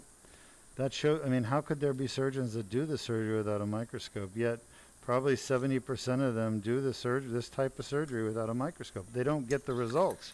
That's why there's so many people with problems after spine surgery, because it wasn't done right the first time. So, you want to do this surgery right, you got to have a microscope, in my opinion. We have a question about the microscope. Yeah. What magnification is the microscope? Ooh. What magnification is the microscope? I don't know. Maybe it's a 2.5? Well, this one is 4.5. Oh, 4.5. Sorry, 4.5. 4.5. 4.5 times. But it's not just the magnification, it's also the illumination. Turn the light off for a second. Let people see what it looks like without the light. There is no light other than the microscope that can look at that. Okay? Can you imagine working in that dark hole? I mean, honestly, the microscope isn't just about magnification, it's also about illumination. Illumination and magnification. So light and, magnification. All right, almost done. That's the spinal cord down there.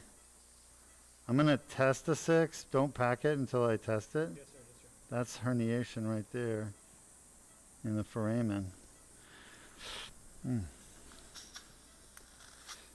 Oh yeah, careful. It's like scarred up posterior ligament. We're going to use the narrow again like we always do, okay? Let me see your side patella. Ooh, see the dura just buckling right there? I don't want to do any damage to the dura. If you damage the dura, you're going to get a spinal fluid leak. You don't want a spinal fluid leak. That's good. I think we're a 6, guys. I really do. Let's try a 6 and just size it up and see if it works. Before I do that, I want to try a 6. I think we're okay. Let's put one of them, I guess. This is gel foam soaked in thrombin. It does nothing but other than stopping the bleeding. And there's really not much bleeding, so. Thank you, Luis. 6 looks good to me. I think it's a 6. Did you pack it or no? Okay, go ahead. Yeah. Oh, we're good. I put some in. All right, so at this point, we've done the decompressive discectomy at the top, which is C45. We did it at the, we took the implant out. We explanted the implant, which was a failed fusion attempt and a failed cage. And it generated a lot of cursing in the beginning of the surgery. And then now we're doing the disc below her prior fusion, which is C67. So we've done all the discectomies and discectomies so far. And now I have to put this last cage in, and then we'll be done with the discectomy and the cage and the fusion part. And now the last thing to do is our metal plate. Can you pull back on this? Toe? Yeah. Gonna get this post out. So I need bone, wax, and then a pickup. Suck, please.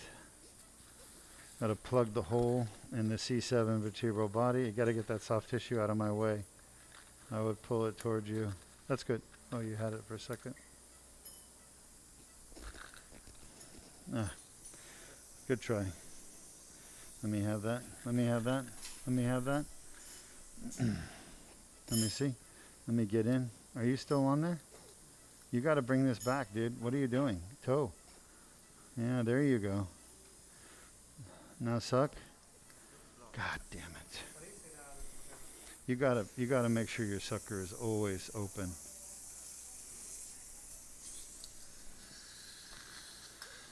I need to see you move your finger back. I cannot see, not too much. Everything up here is blocking me. There you go. Okay, Okay, done. Relax. Come out. Wow, what a difference between this and the Deuk Laser Disc Repair, huh? This is like a massacre compared to endoscopic surgery. That's why endoscopic surgery is literally going to replace all these surgeries. I need you sucking. While I'm talking, you should be sucking all that blood out. Okay, so I can see what I'm doing. Because I can't do the next thing until we... Alright, that looks good. That's the esophagus right there. Let me have the pen field.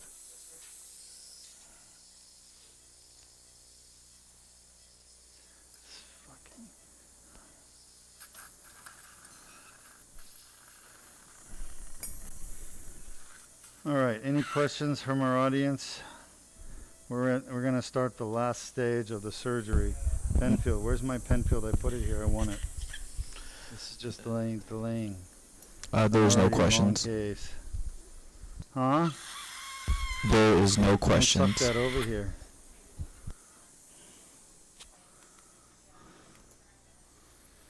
Fuck. This. Can you help me here, Dr. Patel? Come on.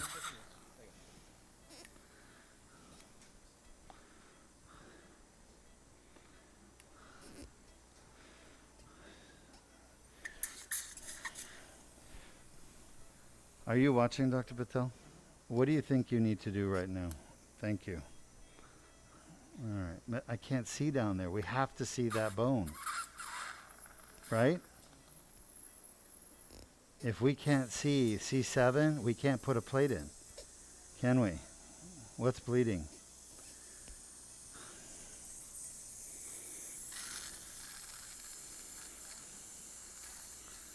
The hole. All right, bone wax.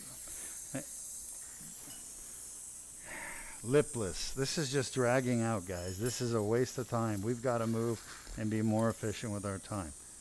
Hold this here. You see how nice? Look at that. Move your hand. Look at the view I'm giving you. Now suck the hole. Look at that. Okay? Can you do that? Now notice, watch. I don't have my hand here like this. Can you see the hole? Okay, I'm way back here on the retractor so that it allows the surgeon to see right past. Millimeters matter. Let me see. There we go. All right, much better, much better. Let's get our plate. What size plate are we going to use? right now. You want to try 48? Yeah, whatever Amy says. That's what we try. I need a retractor for the top. All right, we need to go to the top, Dr. Patel. I need a here, take this plate. I need a retractor for the top. What a fucking clusterfuck. Come on, bud. We're going to be here all day if we don't get the little details done right. Okay, this retractor cannot move. It has to stay there. Let me do that. You hold this retractor in place.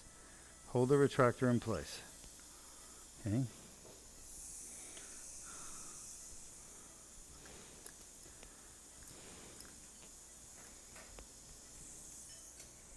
You said this is a 48? That's a 48.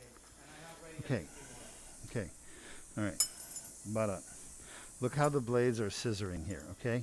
That cannot happen. They have to stay parallel to each other. Otherwise, I can't get the plate in.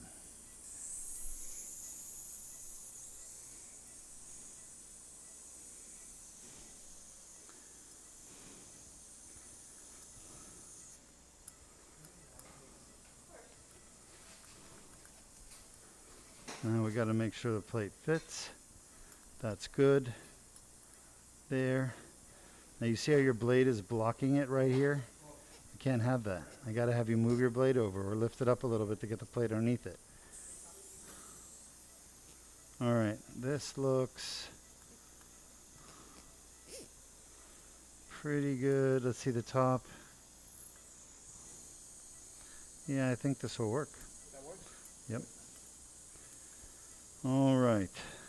Look at that. Look how the plate is. Look at your retractor is blocking the plate. You've got to lift that edge up of the plate of your retractor to let the plate go in.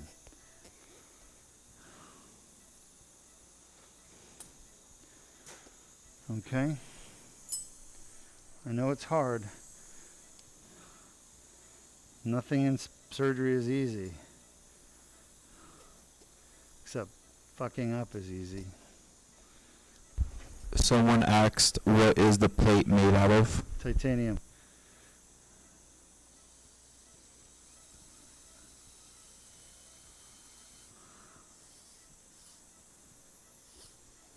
It's a titanium plate. Yes, nice job.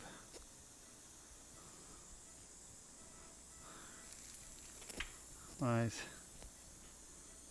Fucking thing.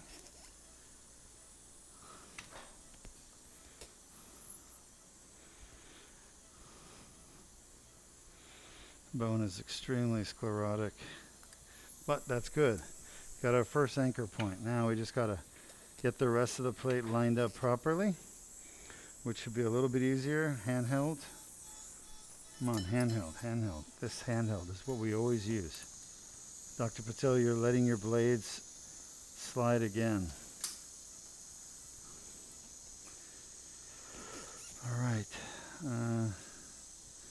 Maybe there. Let's get this sucked. Right there.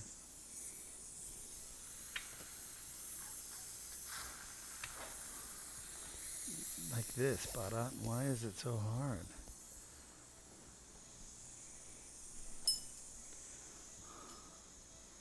Leverage the plate. Leverage the retractor, I mean.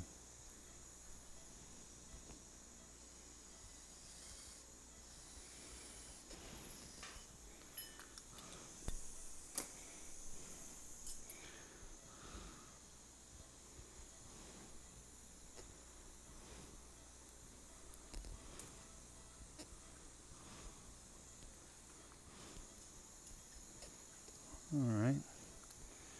Let's see what we've got top and bottom. Let's look at the top first.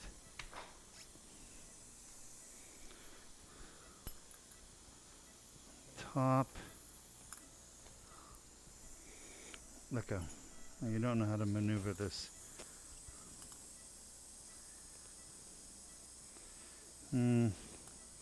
Not happy with that.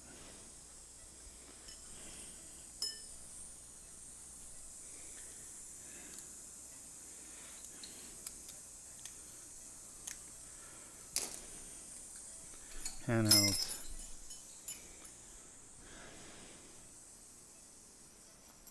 Come on in, Dr. Patel. Right here.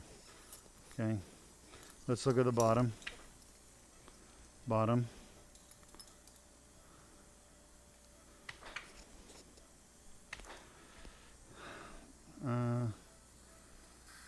Interesting. I think our plate is too long. Move your hand. Move. See the difference here? I'm towing in. You got to toe in. If you don't toe in, you can't do the retraction properly. Let's get a shorter plate. Yes, sir.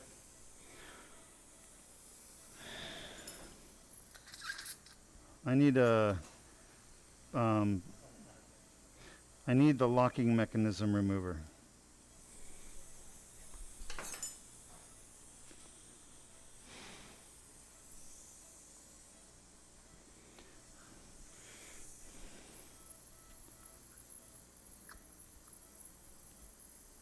What the fuck is this? This is not it. What are you giving me? Don't lean over the table.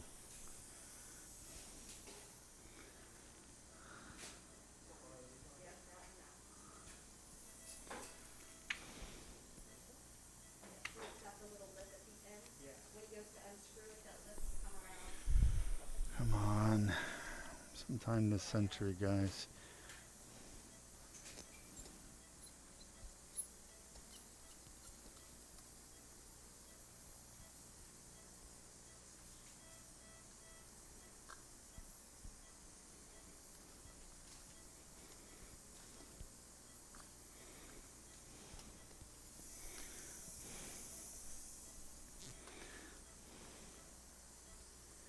Your retractor is pushing against me. I cannot seat this properly.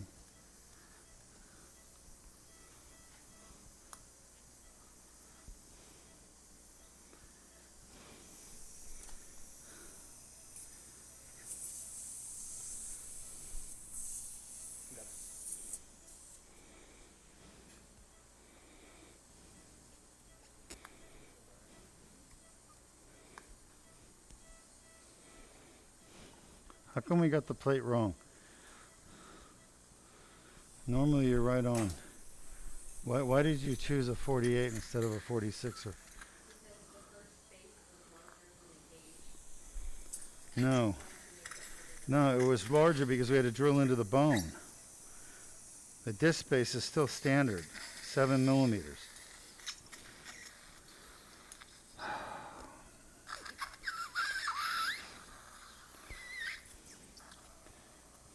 Nor, give me a handheld, please. Louise, come on. Ready? You know, when I take the plate and go in, I'm going to need a handheld. You know that, right?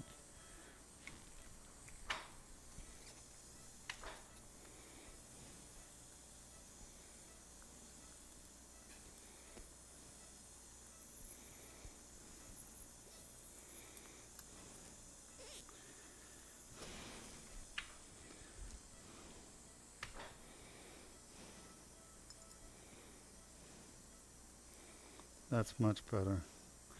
This may even be too long too. I don't know. Right now, I think we're going to be okay. This is where our first anchor point needs to be. Drill. Come on, give it to me so I can use it.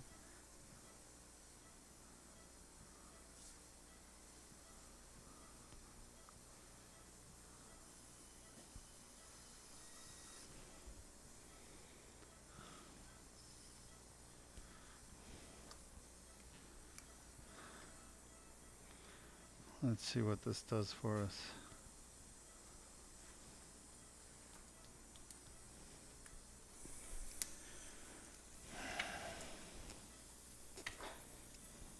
That's it. Good. That's good. Let's look down low. Show me low. That's good. All right. So, let me go ahead and put one on your side. And we're going to have to get past this soft tissue.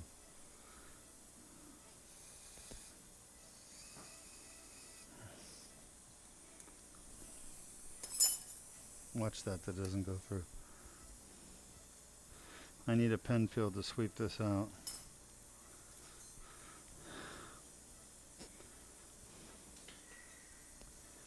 Really don't want the longest colon muscle there if we can avoid it. It's not going to help us. There you go. Let me have the screwdriver now. Yes, sir. No, the screw fucking driver, not a screw. You want it? Yeah, I got to put the screw in. That's what we're trying to do, not add another screw. Did you see me drill another hole? No, I thought you don't. That's all right. I need to think for me. I can't think for all of you guys. I need you guys to think for yourselves. You know what I mean?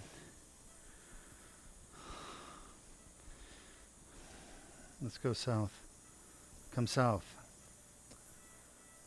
Come on, we gotta look here, right here, right here. I need you to toe in. Yep. Take this. Nope, I don't need that. I need to see south and make sure we're not pinching the esophagus, okay? I need Patel to show me everything he can toeing in and sucking.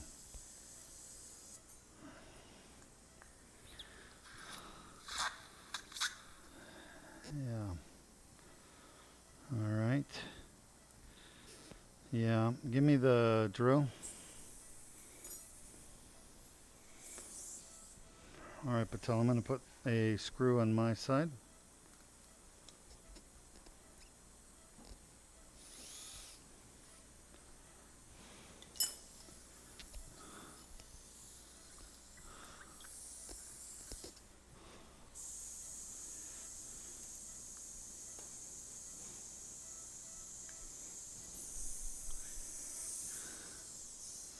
I cannot see. Show me here. Suck, suck. Come on.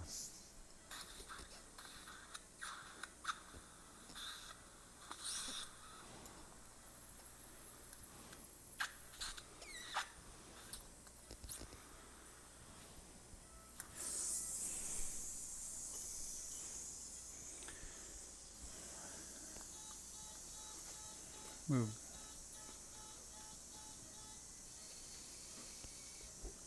Screw.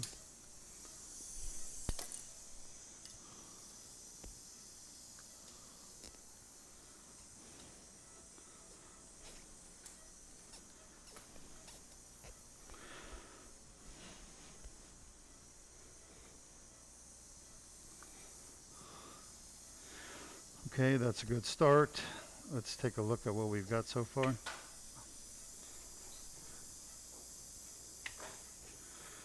Yep, let's go north and see what we have left. Okay, that looks pretty good. Drill. We are almost done. We have about 15 minutes, 20 minutes, doctor. So if you want to start waking her up. I need my handheld.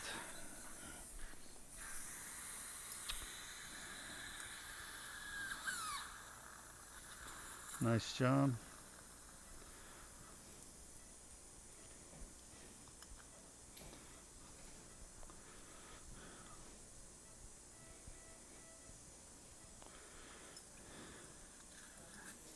Come on, hand it to me properly.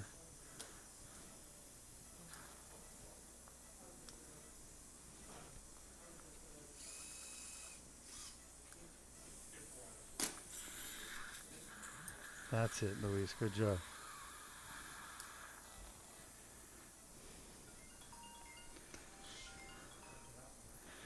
It's all right, doctor. You're allowed to take phone calls. Suck, please.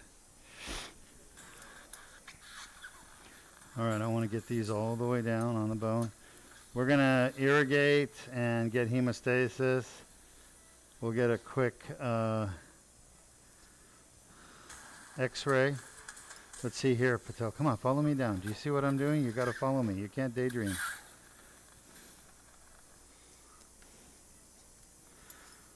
I'm thinking about not putting a screw there. Let's see what we got here. Suck the holes. Suck the holes. Yep, right there.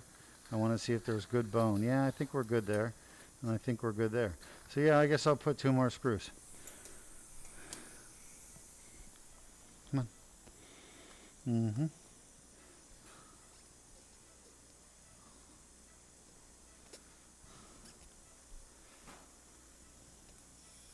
At least 1 more.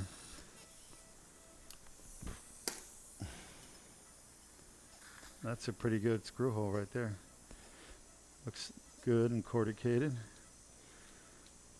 This is one of those sclerotic bones. Sclerotic because it never fused. Suck that hole, please, and let me see what you got in there. You know, I honestly don't think we need another one. I don't think we need one there. We left a screw out of the C6. Patient's left. Let me have the screwdriver. I need to tighten this down. So if I ask for a screwdriver, it's just screwdriver, no screw, okay? Oh yeah, see that? That felt good. That felt good. Nice and snug. Nice. Nice. Yeah, we already got those guys. All right, let's get an X-ray, and we'll irrigate. Let me irrigate. Stay in there. Stay in there. No, we put the irrigation. Where's the betadine? Yeah, let me have some betadine. Patel, come out, please. Yeah, normally we put some irrigation and do the X-ray. This way, while we're waiting, it gets to do its work. That's good. No, no, don't suck it out.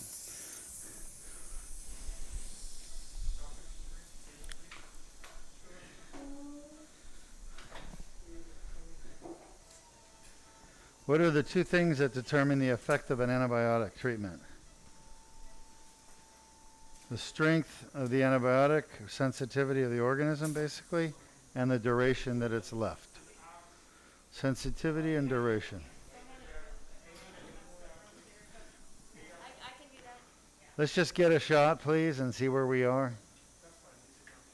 All right, so do you need the table up, down, or is it good? Looks pretty good, right? Go ahead. Shot. We're not going to get a good shot because of the shoulders. All right, let me look. Coming in, coming in, coming in. Looks good. Looks really good there. All right, we'll just get some good, better pictures afterwards. Are you doing stimulation, motor? All right, fluoro out, table down.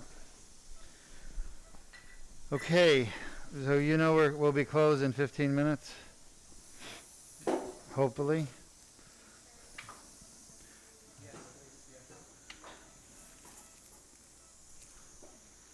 All right. You guys ready? What? What? Sure.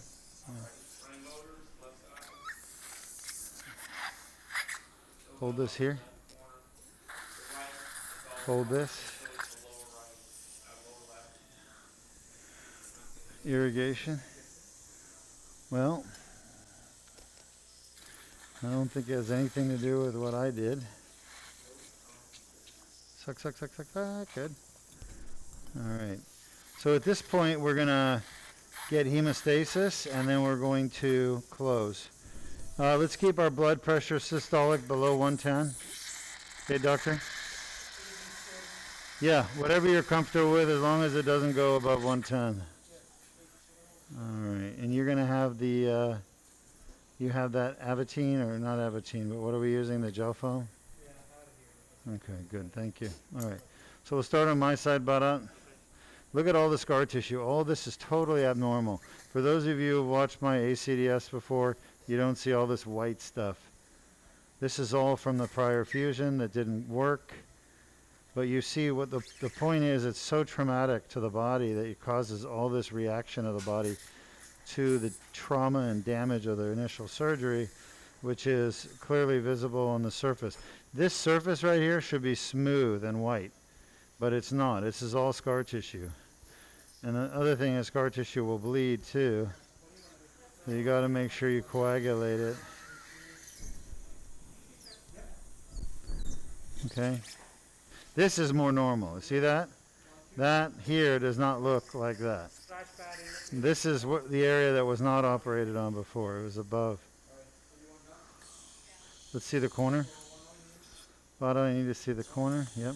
Right here. Right here. Suck for me. Yep. You want to coagulate this ALL. Show me the corner. You want to go to the corner right here, because that's where there's a little vein and it can bleed. Show me here. Yep. Okay, very good. Dr. Patel, nice job. Look at all the scar tissue there. All right, let's keep going. This is just scar tissue on the surface of the longus colli. It's not doing anything right now bad to the patient. We're not taking it out. And it's impossible to get it all out. So even if your goal was to get it all out for some crazy reason, which won't help the patient, you can't do it because you'll never get it all out. And the more you dig around and try to take it out, the more scar tissue you'll make for this surgery's healing. And all of this could have been avoided had she had a Deuk Laser Disc Repair, endoscopic surgery. No metal, no fusion, just repair her original herniation. And she wouldn't have needed a revision surgery because she would not have adjacent segment disease. Because we don't do fusion or we don't put metal in. I need to get in here.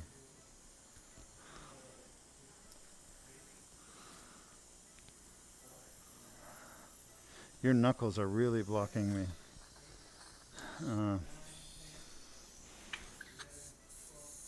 I need to see.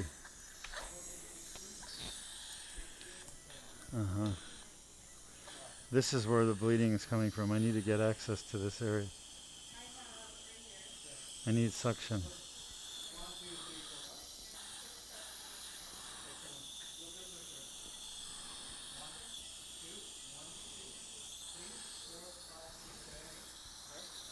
I need to get in here like this, so you got to come in at a different angle.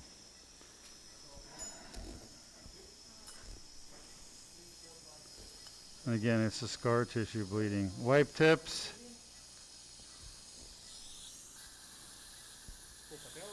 Me, wipe my tips. They're getting clogged up with blood cake. Come on, wipe tips.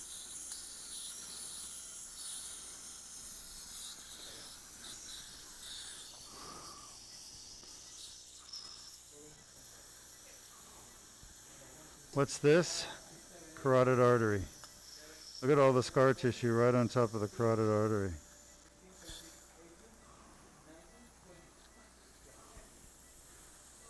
All right, good. I don't know. That's good. Let's get our gel foam in here. Soaked in Depo. Okay,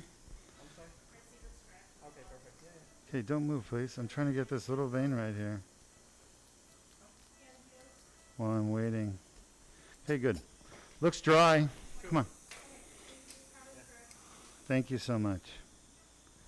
It's a little gel foam for hemostasis soaked in Depomedrol to relieve the postoperative swallowing trouble from all this yorking and torquing.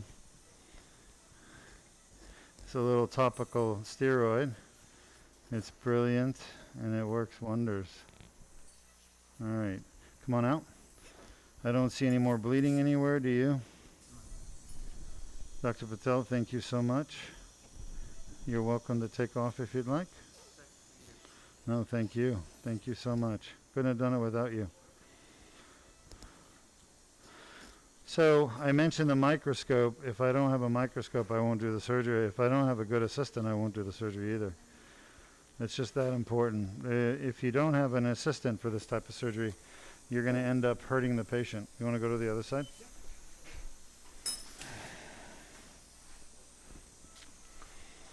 Oh, you know how to touch these eyepieces? Right here, you never touch around here, you touch back here. Oh, yeah. You're going to go to the other side? Move out of the way.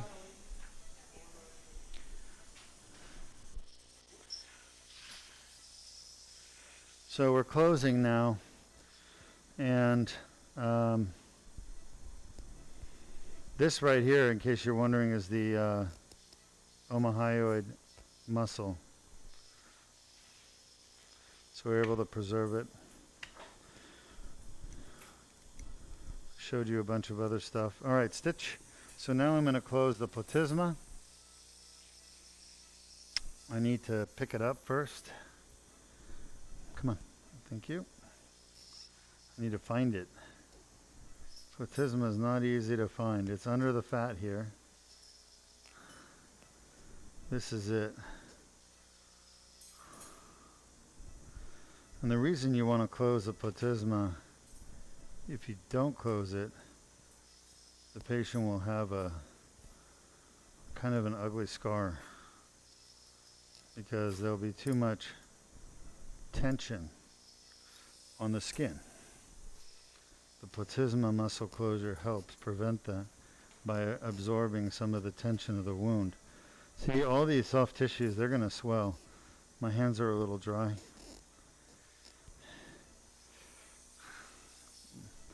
Can you wet me? While you're doing this, you want to be careful not to puncture a vein. If you do, you got to coagulate it.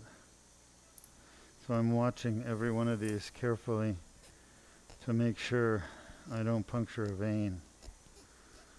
Puncturing a vein right, it's the tying hand. Okay, just give me a stitch, that's good.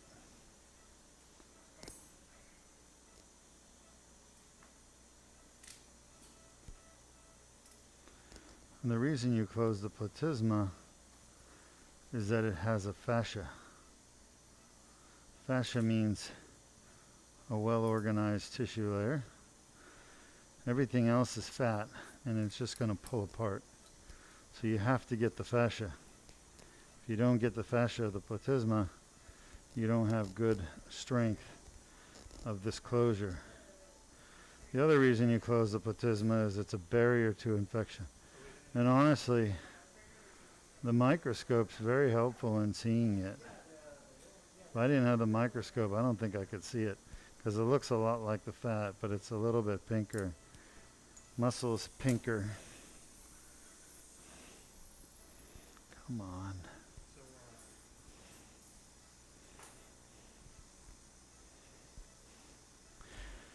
If you try sewing fat, fat will just pull out.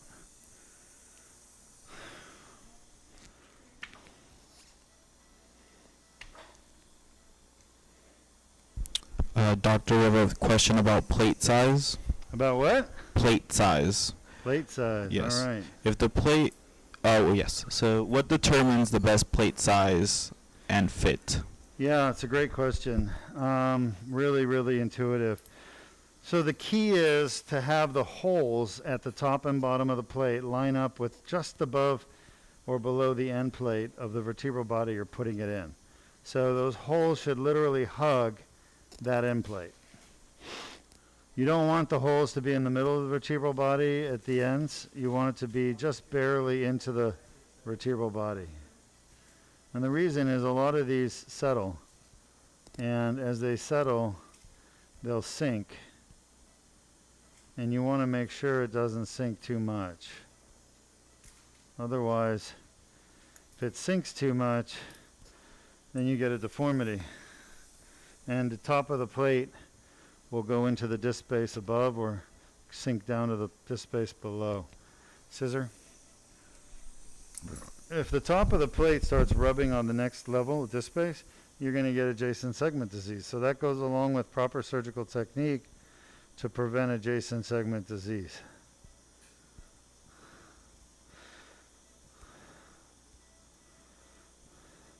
I can't tell you how many people come and they've had a fusion and the plate is rubbing on the next disc above or below.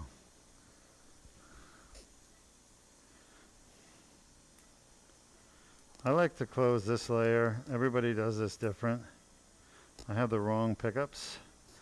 I need Adsons. I like to close this layer with a interrupted suture.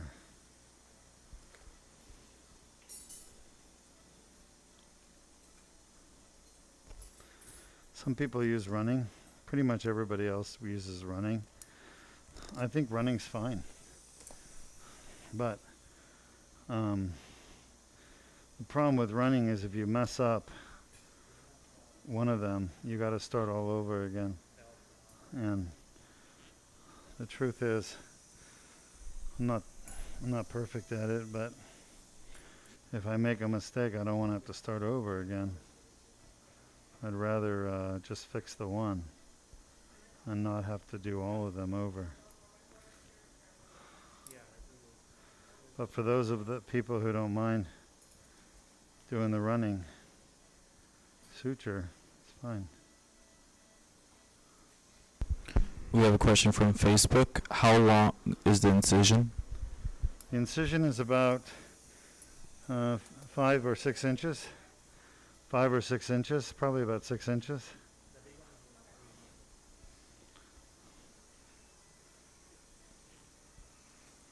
Oh, my fingers are just sticking again. Do we have new gloves? No. These aren't biogels, are they? Are they biogels? Yeah, that's okay. You want some irrigation? Yeah.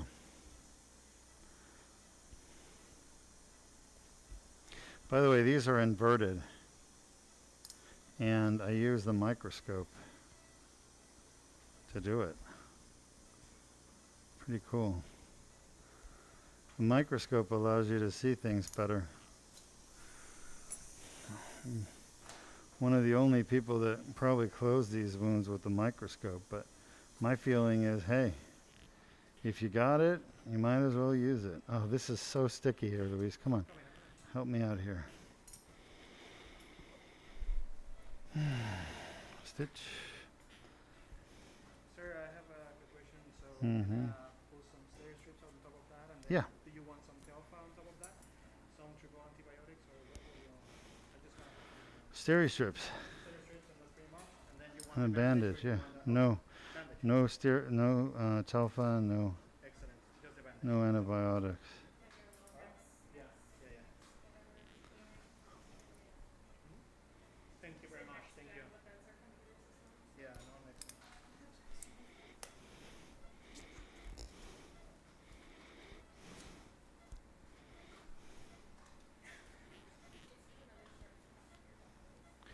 And these are inverted stitches, meaning that the knot will go and bury itself into the fat underneath.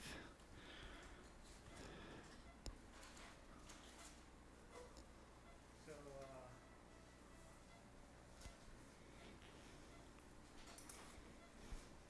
Jeremy, do me a favor. We're not gonna use anything of that. Okay. So you can actually start like picking on that stuff. Can we? Do you mind if we turn on the light? Yeah, turn them on. Turn on the light and then we start picking up. I've got about 5 more stitches Thank you. and we'll be done. Nope. The other one, the room one, the room one. Yes. Thank you very much. Excellent. Yeah, yeah. That's fine. We're not gonna use anything on it. Yes, please. So Luis, remember when you're doing the steri strips Yes, sir. to pull the skin edges close together? Yes, sir. Perfect. Thank you very much. So they kind of cover the suture. Yes, sir. Yes, sir.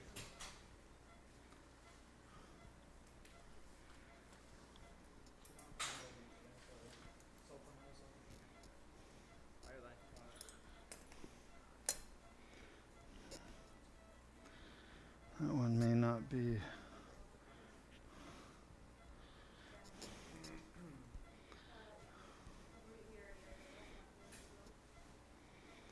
I think one more after this.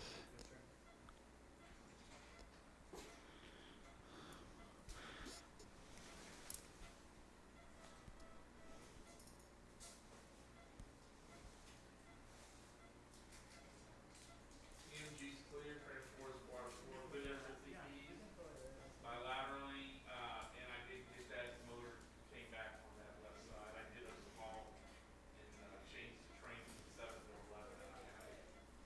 Thanks. The motor's on all the way. Yeah, you see it? Thanks. Where's the pressure, blood pressure? Yeah, it's over 110 and we're getting a little bit of bleeding, but it's okay. You gotta bring her back anyway. Wipe.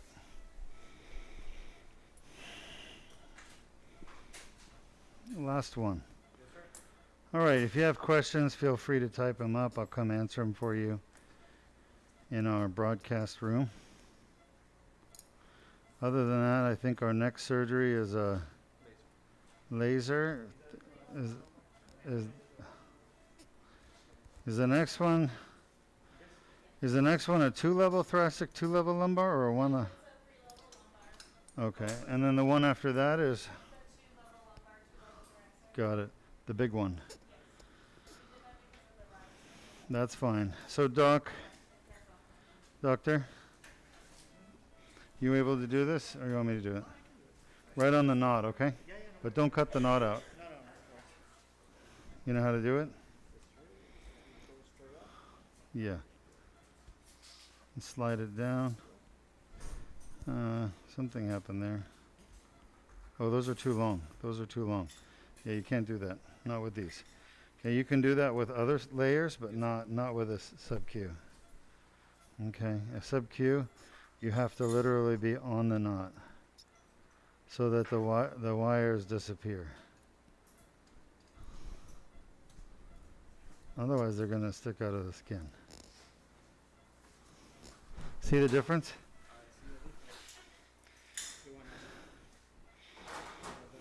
Mm-hmm.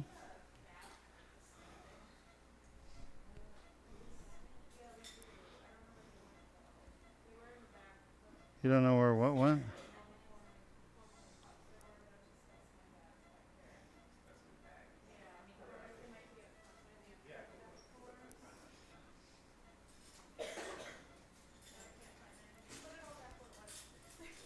All right, and you'll bring the little skin edges together? Yes, sir. I got it. Good job, Luis. Great job. Can I get the scope out? Yes, sir. And when you peel that eye band off, do not pull on the skin edges.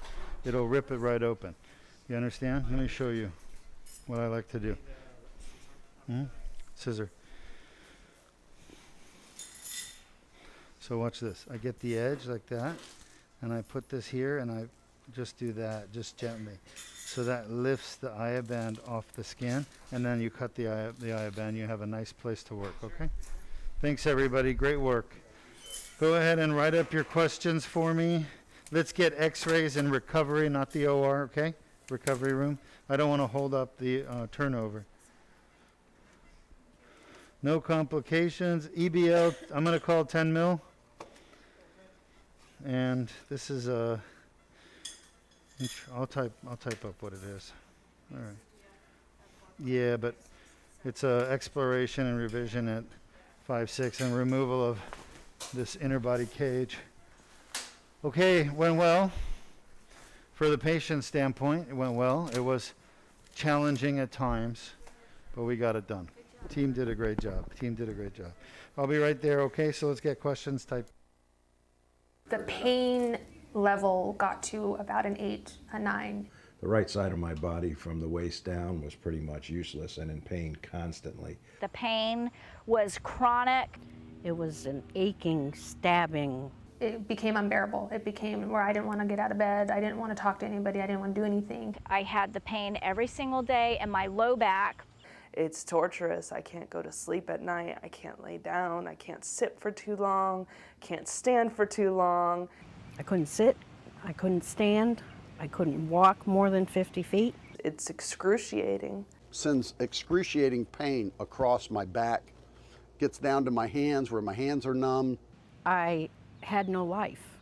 If you are suffering from neck or back pain, the Deuk Spine Institute can give you the relief you need to live your life without pain. Now I have absolutely no pain. Not even 24 hours after the surgery was complete, I was able to be how I felt is normal. And it was good. No scars, didn't hurt at all. As you know, when I woke up, it was totally painless. The next morning, I was up and about and out, dressed on the job. I have no pain. I'm living my life and doing great things, and I'm just very happy. It's a great feeling not to be in pain. Deuk Spine Institute has changed thousands of lives. Isn't it time you live your life pain-free? Log in to DeukSpine.com or call 1-800-FIX-MY-BACK for a free MRI review and consultation. I feel like a new man again. And it's thanks to Dr. Deuk. He gave me my life back. Dr. Deuk did an amazing job fixing my back. I recommend him highly to anybody who has any kind of back issues, any kind of back pain. Don't wait. Go see him. The relief is amazing.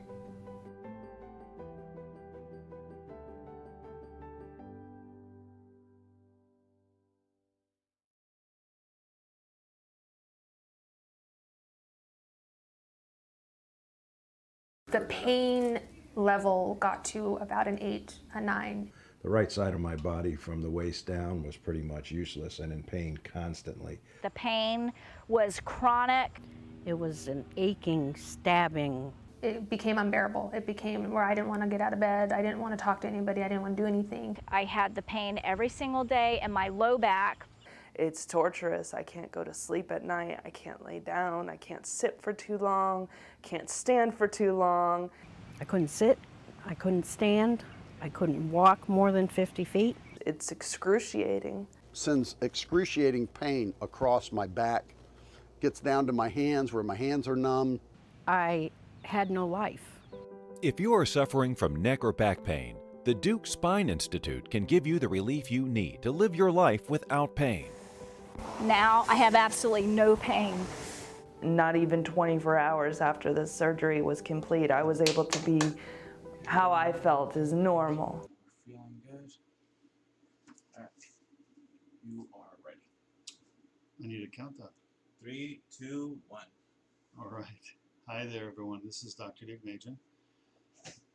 And we have just wrapped up a very complex cervical spine surgery on a patient who had a prior fusion done elsewhere.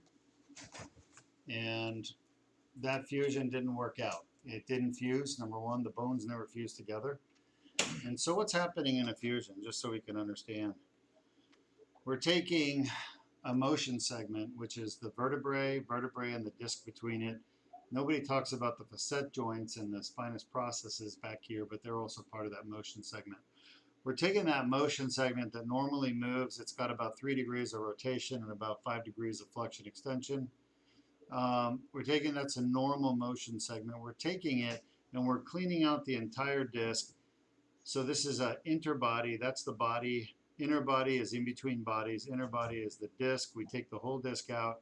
We pack a cage and bone graft in there, and we try to get these bones to fuse together and make one solid bone. That's what her prior surgeon did at C5, C6, except he never took the whole disc out. He only took about half of it, maybe 3/4 of it out. And then when he put the cage in, he used a type of cage, an implant that doesn't work. It doesn't hold the bones immobile so that they can fuse together. So there was no fusion. It never fused. And that was 3 years ago, the surgery. So it should have fused within 6 months to a year. Never happened. So failed fusion, number one, with painful movement, with a terrible implant that was very difficult to get out. And then, of course, the herniation in the back was still there with inflammation causing neck pain and headaches and arm symptoms. So on top of that, this fusion collapsed here because it never fused. The disc above and the disc below, they were herniated as well, and we went in and fixed both of those and the area that was fused. So very challenging, difficult surgery, and in the end, it all went really well. We used an anterior plate. That's the best way to fuse something in the cervical spine. All these companies have come out with all these newfangled fusion devices, and they suck, all right? They don't work. They just make money for people, and they put the patient at risk of having complications. They make the patient's surgery not work, and I hate them, to be honest with you. Why? Because in medicine, we should always do things that are better for patients, not worse. And we should make decisions that are driven by better results, not more money. And the fact of the matter is, these implants, these crazy devices that come onto the market, yeah, they're FDA approved. However, they just don't work. And a lot of these things don't work. So I don't like seeing doctors do things that don't work on their patients. So when I have to clean up someone's mess because they did something that didn't work, it's aggravating for me. It's risky for the patient. She has to go through a second surgery. And, you know, it was hard to get that implant out. If you don't know what I'm talking about, rewind the video about an hour and a half and you see us trying to pull this piece of plastic out of her spine. That's risky. You know, if we pull hard, we could injure the carotid artery, the esophagus. Things can go wrong. So I'm a big believer in neurosurgery, especially when it comes to surgery on a patient. You should do it right the first time. You know, honestly, I hate to say this, people criticize my foul language, but don't fuck around with somebody's, you know, health and well-being as a surgeon. Do what's right the first time. Do the best the first time so you don't have to come back and do it over again. My dad said that to me as a kid growing up. Whatever you do, do it. Do your best the first time. Do it right the first time so you don't have to come back and do it again.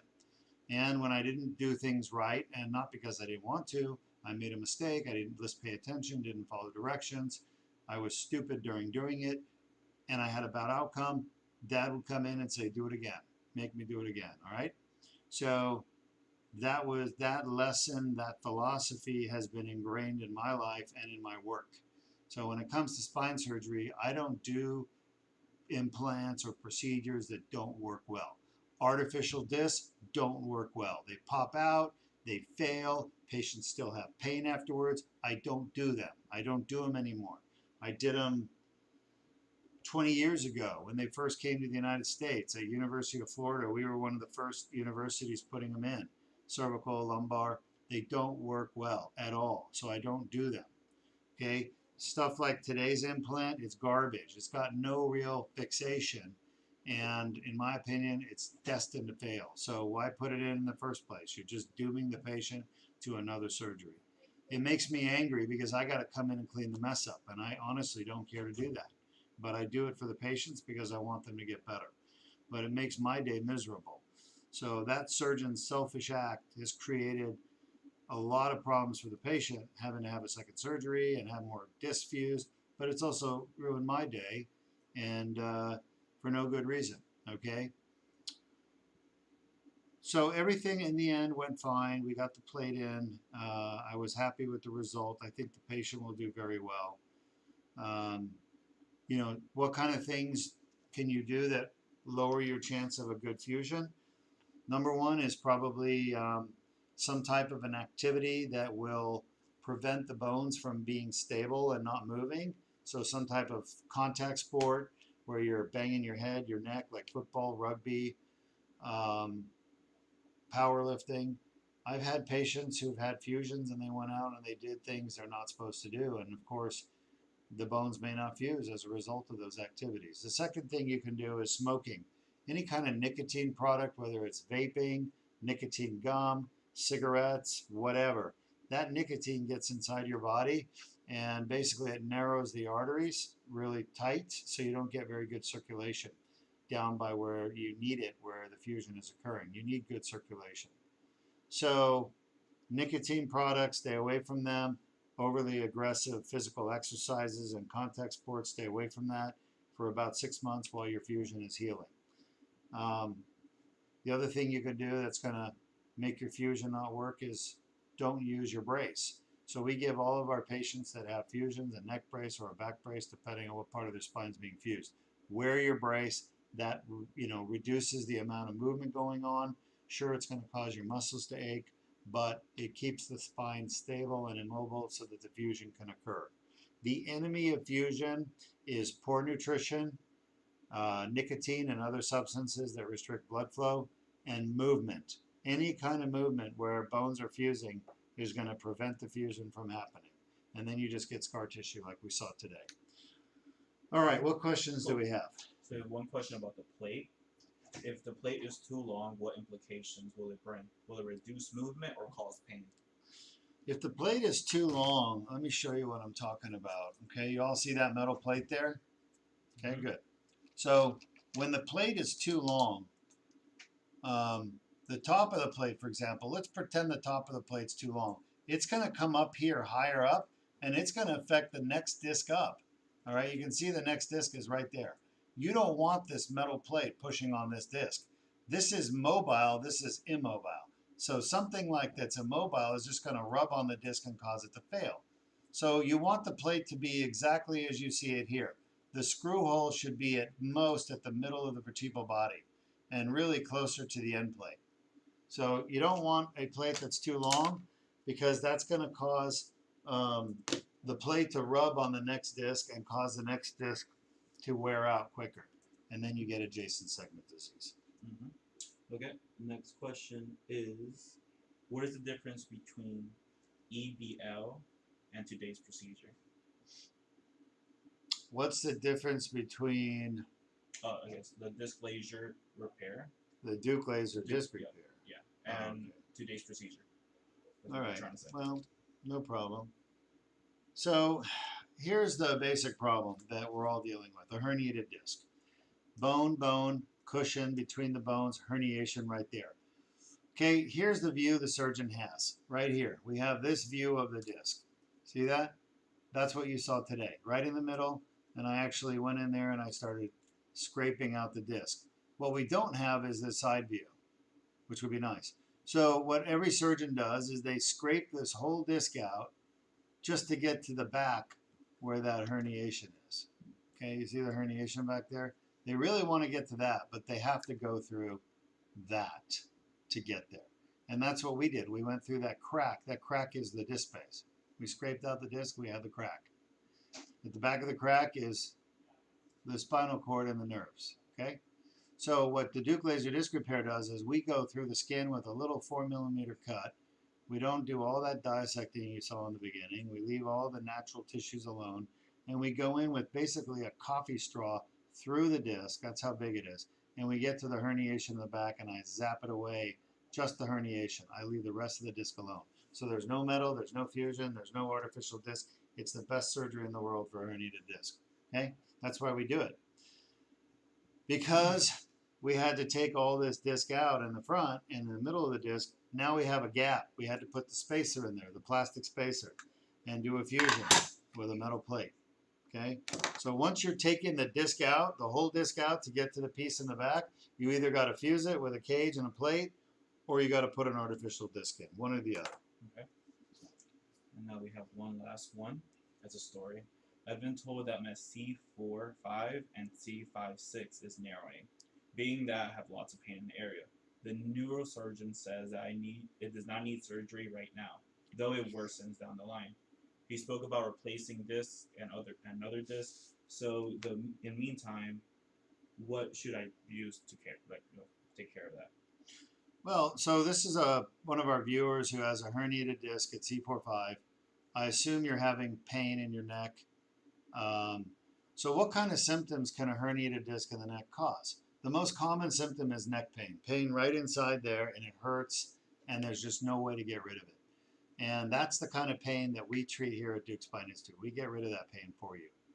The other thing a herniated disc can cause, besides the neck pain, is pain coming up the back of the head, right in here. It's called occipital headaches.